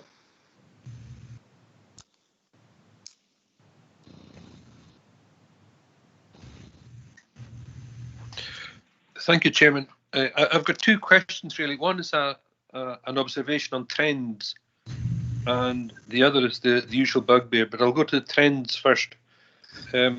As somebody whose use of drugs is probably confined to caffeine and the occasional glass of beer when I'm allowed, the 28 figure in the year-to-date in possession, is that due to the increase in usage, or is it that the police has more time available to look at these sorts of things? And when I noticed that the 62 parcels intercepted, is that an increase, or is that a normal sort of level, a base level that is worked on? It was just the curious, when 20, that's a significant increase in variation on a base of 28. So, sorry, a base of 8. So that's 100 and something % for those who can do numbers. But it was just curious, is there an increase due to COVID and people in lockdown, or is that just the normal usage which can be given more time and resources at the moment? Thanks, Councillor. What we've noticed at the start of lockdown, there was significantly less numbers on the ferry unless you had a good reason to travel on the plane. And so we noticed a lot more packages coming through the postal and courier service, which might previously come across with persons on the other ways of transport. So the work by the dog handler working with the ADP tied in with the post office and couriers, and just started noticing a spike then. But after a lot of enforcement activity at that time, the spike went back down and the ferries opened up again. So we've come back to trying to proactive work on the ferry. So we noticed the spike was around the same time as the lockdown really kicked in, and people were reverting to posting it rather trying to get it across with individuals across onto the island. So the work is continuing with them. So it doesn't take long with any of the islands. If we put work at going in the post office or couriers, people will look at alternative methods to get drugs onto the island, unfortunately. So as well, it's been a good success for us. We now have to work out the other methods we're using to take it onto the island. All right. So it's more of a, it's what you would call normal usage, but the abnormal here is that it was more noticeable in the way that you managed to intercept or collect. Is that your impression? More than it's not the figures, it's just your impression that it was Yeah, the impression was we reported back to the COVID group that was dealing with stuff in the island, just that we had seen an increase when the lockdown started because people weren't able to go back and forth to the mainland as much, so they were coming through the postal and courier. But as I say, with success, they just start using alternative methods, which we then have to work with the partners to see how to target them. All right. So that's more of a baseline rather than a spike in usage. Yeah. And the other thing that I was going to look at is when people are taken from, due to police policy and the way we are, is there a change in policy to just take these people back to their own islands or a safe place due to COVID restrictions and movement? Or is the police policy still the same as it was before? What we've done with custodies, and what you're referring to, is if we have someone arrested in Barrow-in-Use and they have to appear in court, obviously depending if the rest of the day before the court or a Friday for a court appearance on a Monday, we have to look to see where the court's going to sit. During COVID, we've managed to make use of video conferencing, so we can get someone to appear via video conferencing from a particular station. So that's something that we're looking at. Obviously, there's been huge issues in the press about criminal justice, the way that they deal with matters. And so we're still making use of the VC for anyone appearing from remand so they can get with quite quickly. But if someone requires to come up here as a court sitting or because of the 24/7 staffing availability up here, we would look to put them. But what we have learned, you highlighted it yourself, is if we're arresting them, taking them up to the island for a few days, we have to have something in place to return them. And that's something we're trying to make sure the officers have and consider before we start transporting them throughout the islands. Thank for that, Chief Inspector. I'm glad that there is the mindset is it's not just taking them one way, that they have to be returned. That even when birds migrate, they go both ways. So that it's getting these people back home to a safe place. That was my concern, rather than being left somewhere, whether it be Dingwall or Glasgow or Stornoway. You're still various journeys and ferries from home. So, but that's good. Thank you. Thank you, Chairman. Councillor Nicholson. Thank you, Chair. Just to pick up a couple of points. First of all, on the community safety, Outer Hebrides Community Safety Partnership, that was ongoing in the last council with 27 partners. And it's been something, along with other members, that we've been trying to encourage and spoken to the Chief Executive and the Director in regards to this to take it forward, because we haven't had this in this period of the council. And I believe that it is the head of the fire operation in the Western Isles that's meant to be taking it on. And there is a need for that group to come together to look at working on the community safety. But moving on, the Chief Superintendent, welcome him here, and thank you for coming in. Couple of questions for you, if that's possible, sir. One of them is the 101 number. We were meant to meet with a consultative group from Glasgow on a few occasions about police matters. This is one that is challenging with residents in my area, and I know in other areas. And it would be much better if we went back to the original of contacting the local stations, because the 101 number is very challenging in many ways, especially for senior citizens, and the amount of questions that have been asked, etc., and not being put through to where you want to go through. So that's the first one. The second one is in regards to resources, and we're hearing just now from other members and from our own Chief Inspector Patrol, Carfor Harris, and the aspect of manpower within the islands and that. Well, the point I want to ask you, Chief Superintendent, is could more outreach be given to our local Chief Inspector to allow the police members to be attending community meetings? Because after the last number of years and that, because of the pressure that the Chief Inspector is under in regards to manning the Western Isles and resources within the Western Isles. It's been quite difficult to get members to local community meetings, and that has changed dramatically since the government has moved to Police Scotland. Years gone by, there was more kind of engagement in that area, and it's one area we want to carry on. But in saying that, partnership working is very strong by the Chief Inspector and by officers as such, but we need the aspect of getting some more extra hours so that officers can get involved in local groups. So 2 points there. So if we tackle the 101 issue first, it isn't just the Western Isles that have raised 101 as an issue. It is it's a matter of concern to other communities as well. So it's one that I'm alive to and one that I need to kind of understand. It's one of these things about I'm listening and I'm picking up on some of these issues, and 101 is one of them. I am conscious that during COVID in particular, the call centre has been very challenged. So our calls in relation to COVID and indeed normal demand, whilst normal demand dropped off initially, it's increased back to normal, if not more than before sort of levels. So the demand on our service policing wise is as high, if not higher than it's ever been. In that same context, because of social distancing and because of the additional measures that have to be put in place in the call centres, they are running at about 85% staffing capacity. And so they're actually dealing with a higher level of demand with a lower level of resource. So I suppose from that sort of strategic place, they're actually doing very well to manage the calls that they are doing within the times that they are.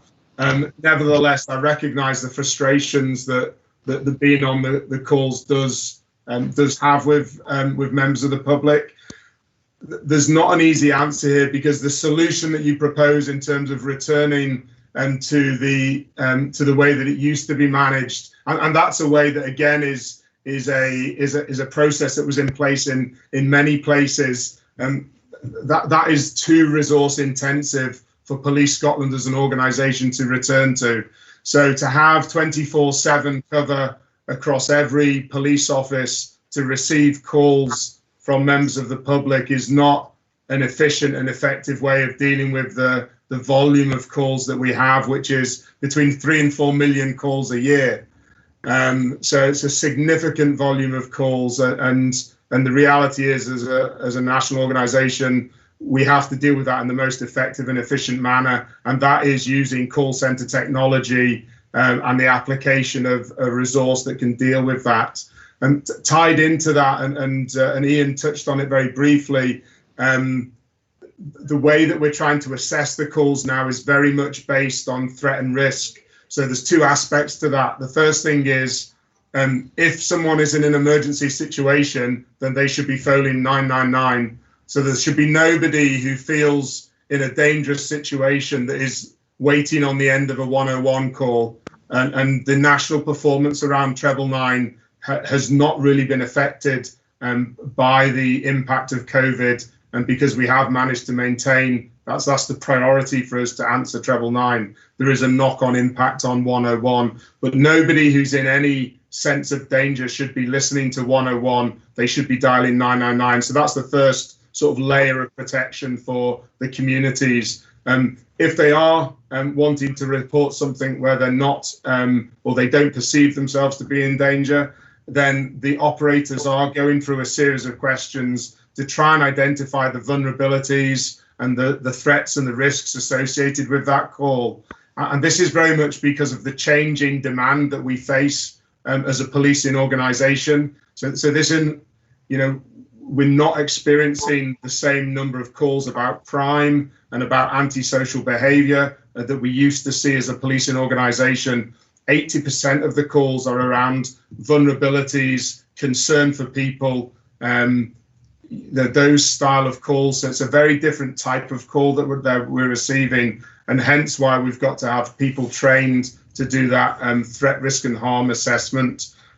So appreciate I've given a fairly broad answer to quite a specific point around 101, but I am absolutely acknowledging how that feels to some people. There is better communications we can do in respect of that. There are some simple techniques that callers need to employ, which is actually to stay on the phone, rather than our experience is that if you dial 101 and you maybe wait for a minute or two and you hang up and then you call back in an hour hoping to get through, you'll probably never get through. You do need to stay on the call, put the phone on loudspeaker, and it will be answered. It's a queuing system that operates, so we can be better at trying to communicate that out to people. And I think, I mean, you said that there was supposed to be some consultation, and it wasn't clear to me if that had happened or not. But if it hasn't, I see you shaking. If it hasn't, then that's something I can take back and actually get the people who understand the mechanisms and the product to come back and try and provide some reassurance. But I suppose strategically it is a change of approach, and that not only we've taken, but many public sector organisations, if not all of them, and private sector have gone down that approach. In terms of the sort of resources piece, and I recognise the comments made by the council in terms of the Harris footprint. You know, we're constantly evolving our policing model. Many of the items that have been discussed on the performance report and that we'll come on to in the policing plan, many of these issues are not necessarily dealt with directly by officers that are based in the Western Isles. So online fraud, cybercrime, terrorism, all of these issues are dealt with by national policing resources. So I suppose it's for me to try and reassure you that it's not just about the officers that you see in the community. There is a far bigger team that it's incumbent on Ian and myself to direct and support all the risks that face the community of the Western Isles, and some of them will be better dealt with by specialists that sit away from the island. But notwithstanding that, my background is community policing, albeit in different pieces of Scotland, and I know Ian, shares that background, and so having that community focus and being available to the community, being known to them, being accessible to them, and listening and understanding their concerns, I absolutely recognise is a key feature of community policing, and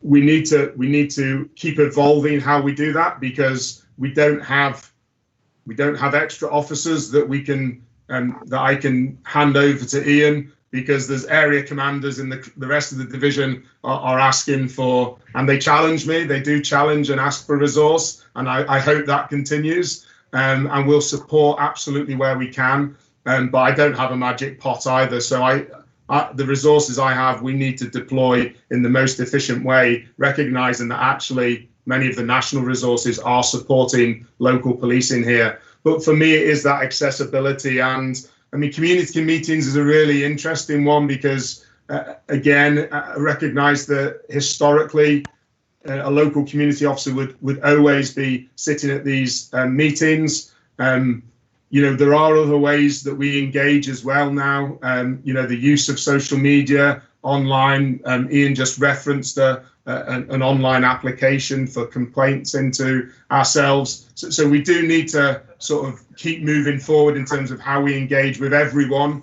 and not just the people that choose to turn up at a community meeting. But equally, I recognise that is part of that engagement strategy.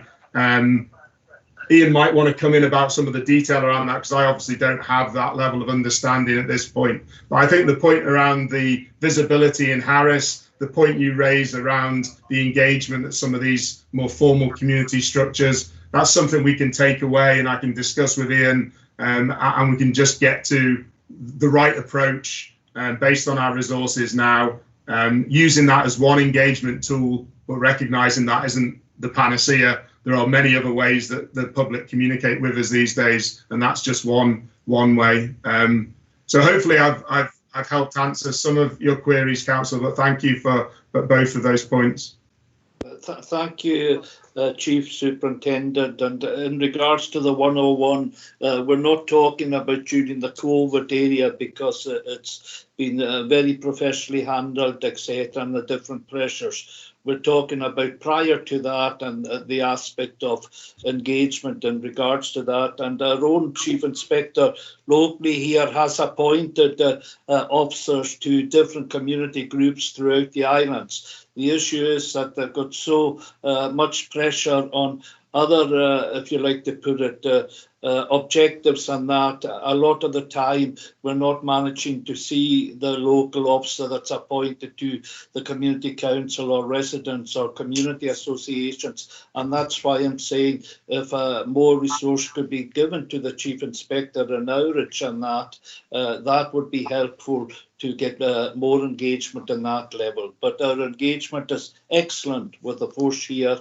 and we thank you and the Chief Inspector for everything that you're doing for our community. Thank you, Chair. Thank you, Charlie. So make sure your hand's still up. I don't know if that's just from the last point you made. Or you want to come in? Sorry, my mistake again. No bother, John. Chief Inspector, were you going to discuss the police fund for 2020 to 23? Yeah, thank you, Chair. As you're aware, I sent it out a number of months ago for consultation. Thank you for the feedback I had in relation to support for it. Obviously, it's about the long-term policing strategy. It's what Police Scotland sets out and how it works to the area commands. It's emphasises partnership working within the island communities and how to take that forward. Priorities, as to be expected, road safety, road crime, serious and organised crime, acquisitive crime, antisocial behaviour, violence disorder, protecting vulnerable people, and terrorism and public order. These are the priorities been identified through the Year Review Count survey and through various other measures in terms of the Scottish Police Authority, Scottish Government, and obviously Police Scotland, how they prioritise for going forward. A lot of work will be reported through the Community Planning Partnership, obviously the chair's here at this meeting, tying into the Local Outcome Improvement Plan. We have membership on the locality plans as well, and also the reporting systems we have for supporting our people, reporting to the committee yourselves, reporting to our councillors, and reporting to performance meeting, which I have weekly with the divisional command and the other members of the command team. And it's just about support measures for accountability and scrutiny within the policing plan. So it's just seeking opinion and seeking approval from yourselves in relation to it. And myself and the Chief Super are quite happy to answer any questions you may have on it. Thank you very much. Any questions, members? No questions. Okay, thank you very much, Chief Inspector. So, can I just ask, do members agree to note the performance update and recommend approval of the Western Isles Local Police Plan 2020 to 2023 as detailed in Appendix 2? Noted. Noted. Recommend. Yeah, noted. Thank you very much. Thank you very much, Chief Inspector and Chief Superintendent, for attending. Thank you, Chair. Thank you. If you want, but you don't have to. Thank you. Goodbye, Chair. Now we'll go back to item 6, and that is homelessness. And apologies to Lorraine, we had you quite early in the agenda, but you're further on again. So this report concerns a consultation on a ministerial statement for modifying local connection referrals in Scotland and seeks delegated authority to the director of communities to respond on behalf of the Columbia prior to the deadline of 23rd October 2020. Lorraine Graham will speak to the report and answer any questions. Lorraine? Thanks, Chair. So members may recall last year we had a similar consultation on the suspension of local connection. Following on from that, the Scottish Government enacted an order in November last year where they were going to carry out a further period of consultation and then publish a statement by November this year, but that has now been extended for a further 6 months as a result of coronavirus. So local connection, you will be aware at the moment, if a household does not have local connection, we can refer them back to the area or an area with which they do have a local connection, and we have no statutory duty to accommodate them permanently. But this proposal will mean that we will have a duty to accommodate anybody who is unintentionally homeless from any area within our area if they present here. Numbers have historically been quite low of those presenting with no local connection. So on the face of it, it might appear that it wouldn't have much of an issue for us locally, but it's a reality, not just for us, but for other rural areas, and in particular for the islands, that we've historically had 1 or 2 households who can present each year with significant multiple and complex needs. And we just very often do not have the specialist services required locally to meet their needs. And just 1 or 2 households can have a significant impact for services and resources locally. So it's proposed that we put a similar view across to the Scottish Government as we fed back last year, where we believe it is going to have an impact for us locally. They also ask for our views on how we will, on how we think they should rather monitor the impact for each local authority, and what criteria should be in place for considering the capacity for a local authority to deal with those households with no local connection.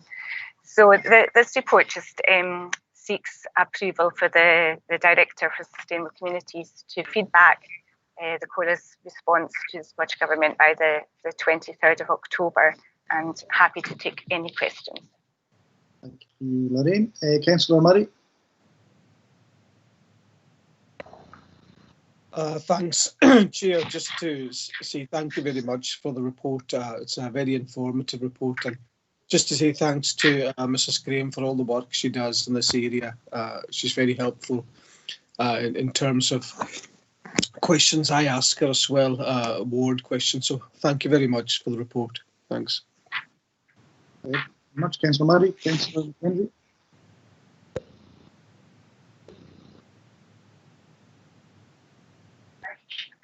Hello. Sorry, was it me you're speaking to, Jim? Yeah.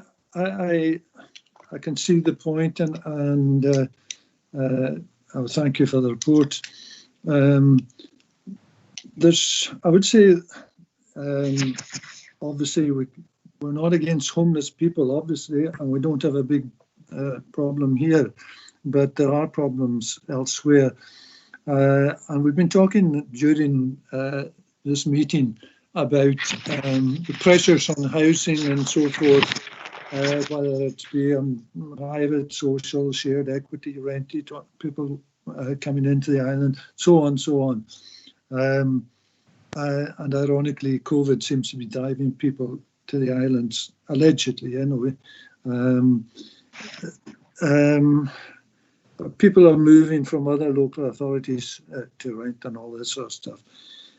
If there's no local connection and it applies to homelessness, it can have a significant effect, as Lorraine says, on resources. And I wonder if, that's opening,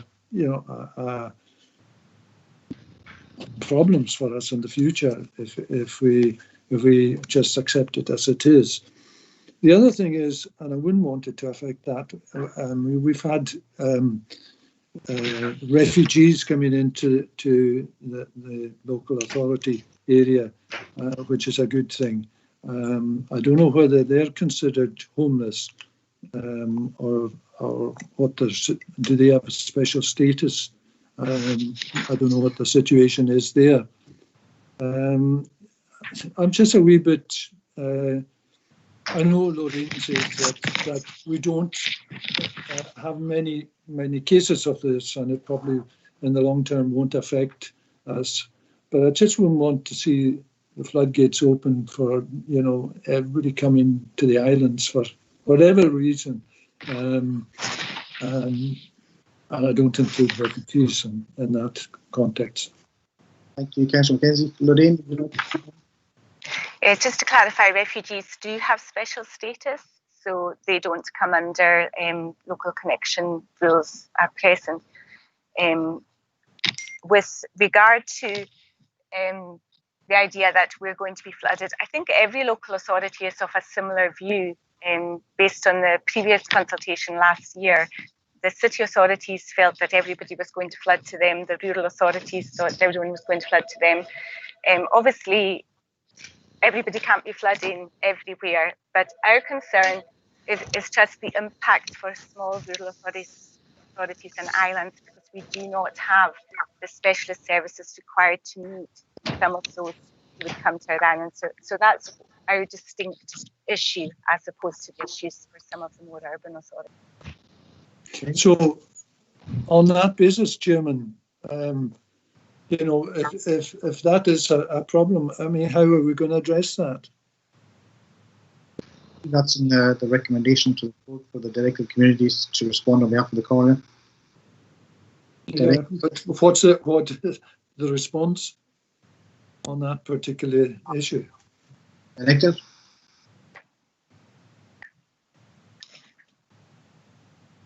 I think, Chair, we're just going to have to take each case on its merits and deal with each case as it arrives.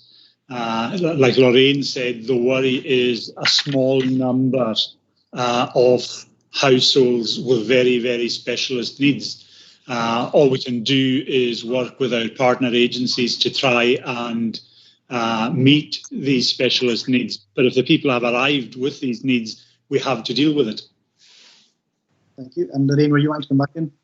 Yeah, just to say that the government are considering that there may be a need for some areas for local connection to be reintroduced if there is a significant impact in those areas.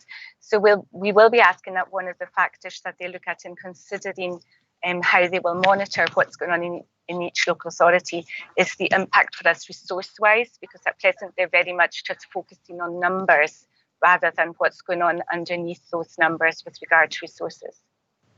Thank you very much. Yeah, well, Chairman, I think compassion should obviously come into this, but I'm just not sure what the director's saying.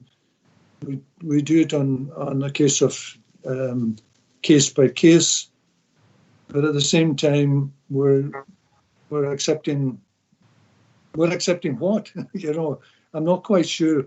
I said I'm still an open book as far as our response is concerned. Councillor Florian Kai, leader, were you want to come in? Yeah, I think the local connection provision, the local connection issue is sort of crucial for us. I mean, it's really, really important that we have that lever. What Lorraine is talking about there is there can be a disproportionate effect on our community of one or two cases that had high cost and high resource. I mean, a really disproportionate effect. And so I think the danger with a case-by-case basis is by the time it's landed on your door, the case begins costing you money right away. And whatever solution you come to, it'll cost you money one way or another. So I think local connection is really, really crucial that we are still able to deploy that. The other thing I think we should maybe be highlighting in the response is going back to the Islands Act and saying, you know, and there's a disproportionate effect here of this legislation. It's got a bigger impact on islands and rural communities than in larger areas, and we simply don't have the resources. So if we don't generally have the resources to cope with one or two difficult or challenging cases, let us have tools to avoid us getting involved in that situation in the first place. So give us a local connection tool to use, and also let us have some difference of approach and difference of response on the back of the fact that you do an island's impact assessment and the disproportionate effect that it can have here. So I think that we need to be quite forceful in the response around that. Yes, the island proving element is going to be important in the response. To the directors taking these comments on board. Councillor Nicholson, were you wanting to come in? Thank you, Chair. Totally agree with the leader in the comments that he's made. I would just add one point to it, Chair. Can we engage with our MSP to take forward the concerns we have and the information from the good report that's provided by Lorraine that's going back to Scottish Government. I would ask that we engage with our MSP to take forward our concerns, including the Island Act, the local connection and the impact that groups like that coming on the island would have on the different services that we had. So can we have that, Chair, please? Director, can we have that? We can engage with the MSP. We engage with the MSP regularly on a number of issues, and we'll take this issue up with them as well. Thank you very much. Councillor Mackenzie, your hand's still up. Will you want to come back in? Or no? Okay, thank you. Okay, so do members agree to the recommendation at 3.1? There's no hands up, so agreed. Next item is housing options. This report is for noting and provides an update on the housing options and homelessness issues covering the year 2019-2020. And again, Lorraine will speak to the report and answer any questions. Thanks again, Chair. Well, in many ways, this report feels like a historical document now, because 1920 seems a very, very long ago, and so much has changed since then. So I won't speak too much to the report, other than to say that we were making progress with our rapid rehousing transition plan, particularly with an increase in allocations being made, although there has been an ongoing pressure on 1 and 4 bedroomed properties, and particularly on the Stornoway area, there remains a real pressure for housing demand amongst the homeless community. Obviously, things have changed with the RRTP. It feels a bit like rip it up and start again. We are preparing a second iteration for the Scottish Government by the end of this year, where we will have to review our position based on how COVID-19 has changed things. It's still hard to say for sure what the ongoing impact is going to be on homelessness, but we do expect an increase, in particular because numbers have remained at average levels throughout the last 6 months. But that has largely been because there have been no notice to quits or evictions for those 6 months. The Scottish Government put legislation out to prevent that from happening and have now extended that for a further 6 months. So we do unfortunately anticipate an increase because of potential increases in unemployment, debt, and just the knock-on effect with relationship breakdown and stresses and pressures that people are under. So happy again to take any questions. Thank you, Lorraine. Any questions from members? Councillor Callum McLean. Yeah, first of all, can I thank Lorraine for this very comprehensive report. And it's one of those reports that's readable, actually, although it's long and what have you. But well done, I say to you and your team. And well done for you and your team, the work you're doing with homeless as well. I was at the seminar with Housing First, and it's amazing the stuff you're doing. First of all, I see in 5.1, you've got a homelessness applications. And in it, there's 179 adults and 72 children. And as you say, there's an increase, 7% increase from last year. I see in another part of the report that you've managed, am I right to say that you've managed to find houses for most of these and most of the children? That's the first question, first of all, Lorraine. That's for the children in particular. Have these children, have their homes been found for them? There's always a backlog of cases on our waiting list, so there's a throughput of households. So I can't say for sure that all of these 72 children have been permanently housed. There may still be some in the waiting list, but certainly those waiting for 2 and 3 bedroom properties who will be households with children, they move much faster through the system than those waiting for 1 bedroom or 4 bedroom houses, where there is a lot of pressure because there aren't so many properties available. So the majority of these children will have been housed, yes.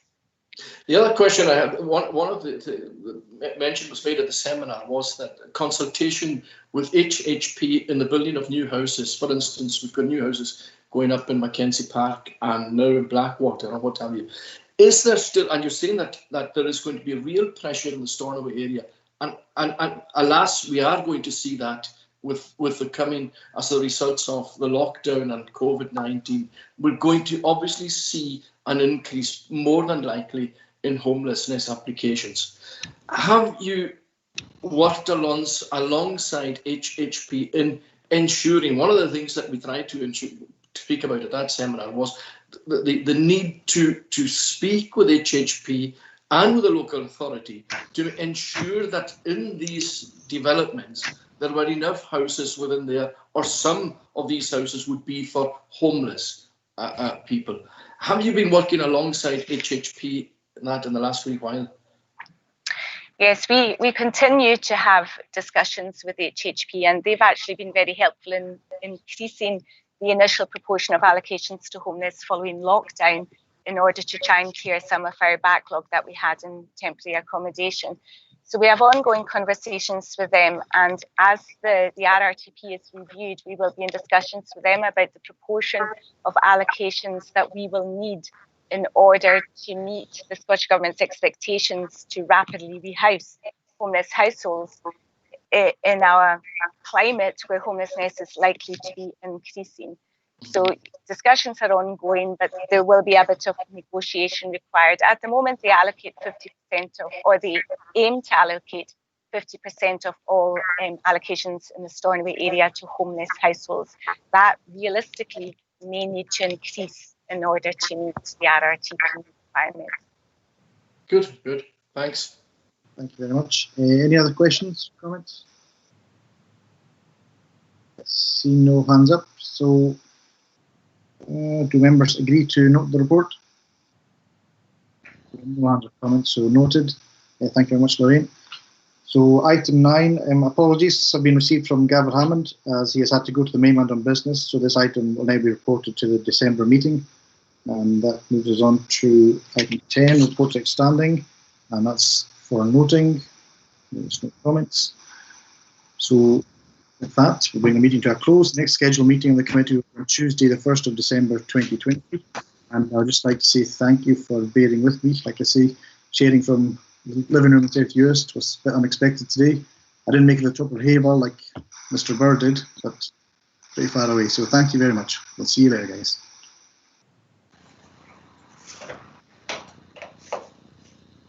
Thank you, Chair.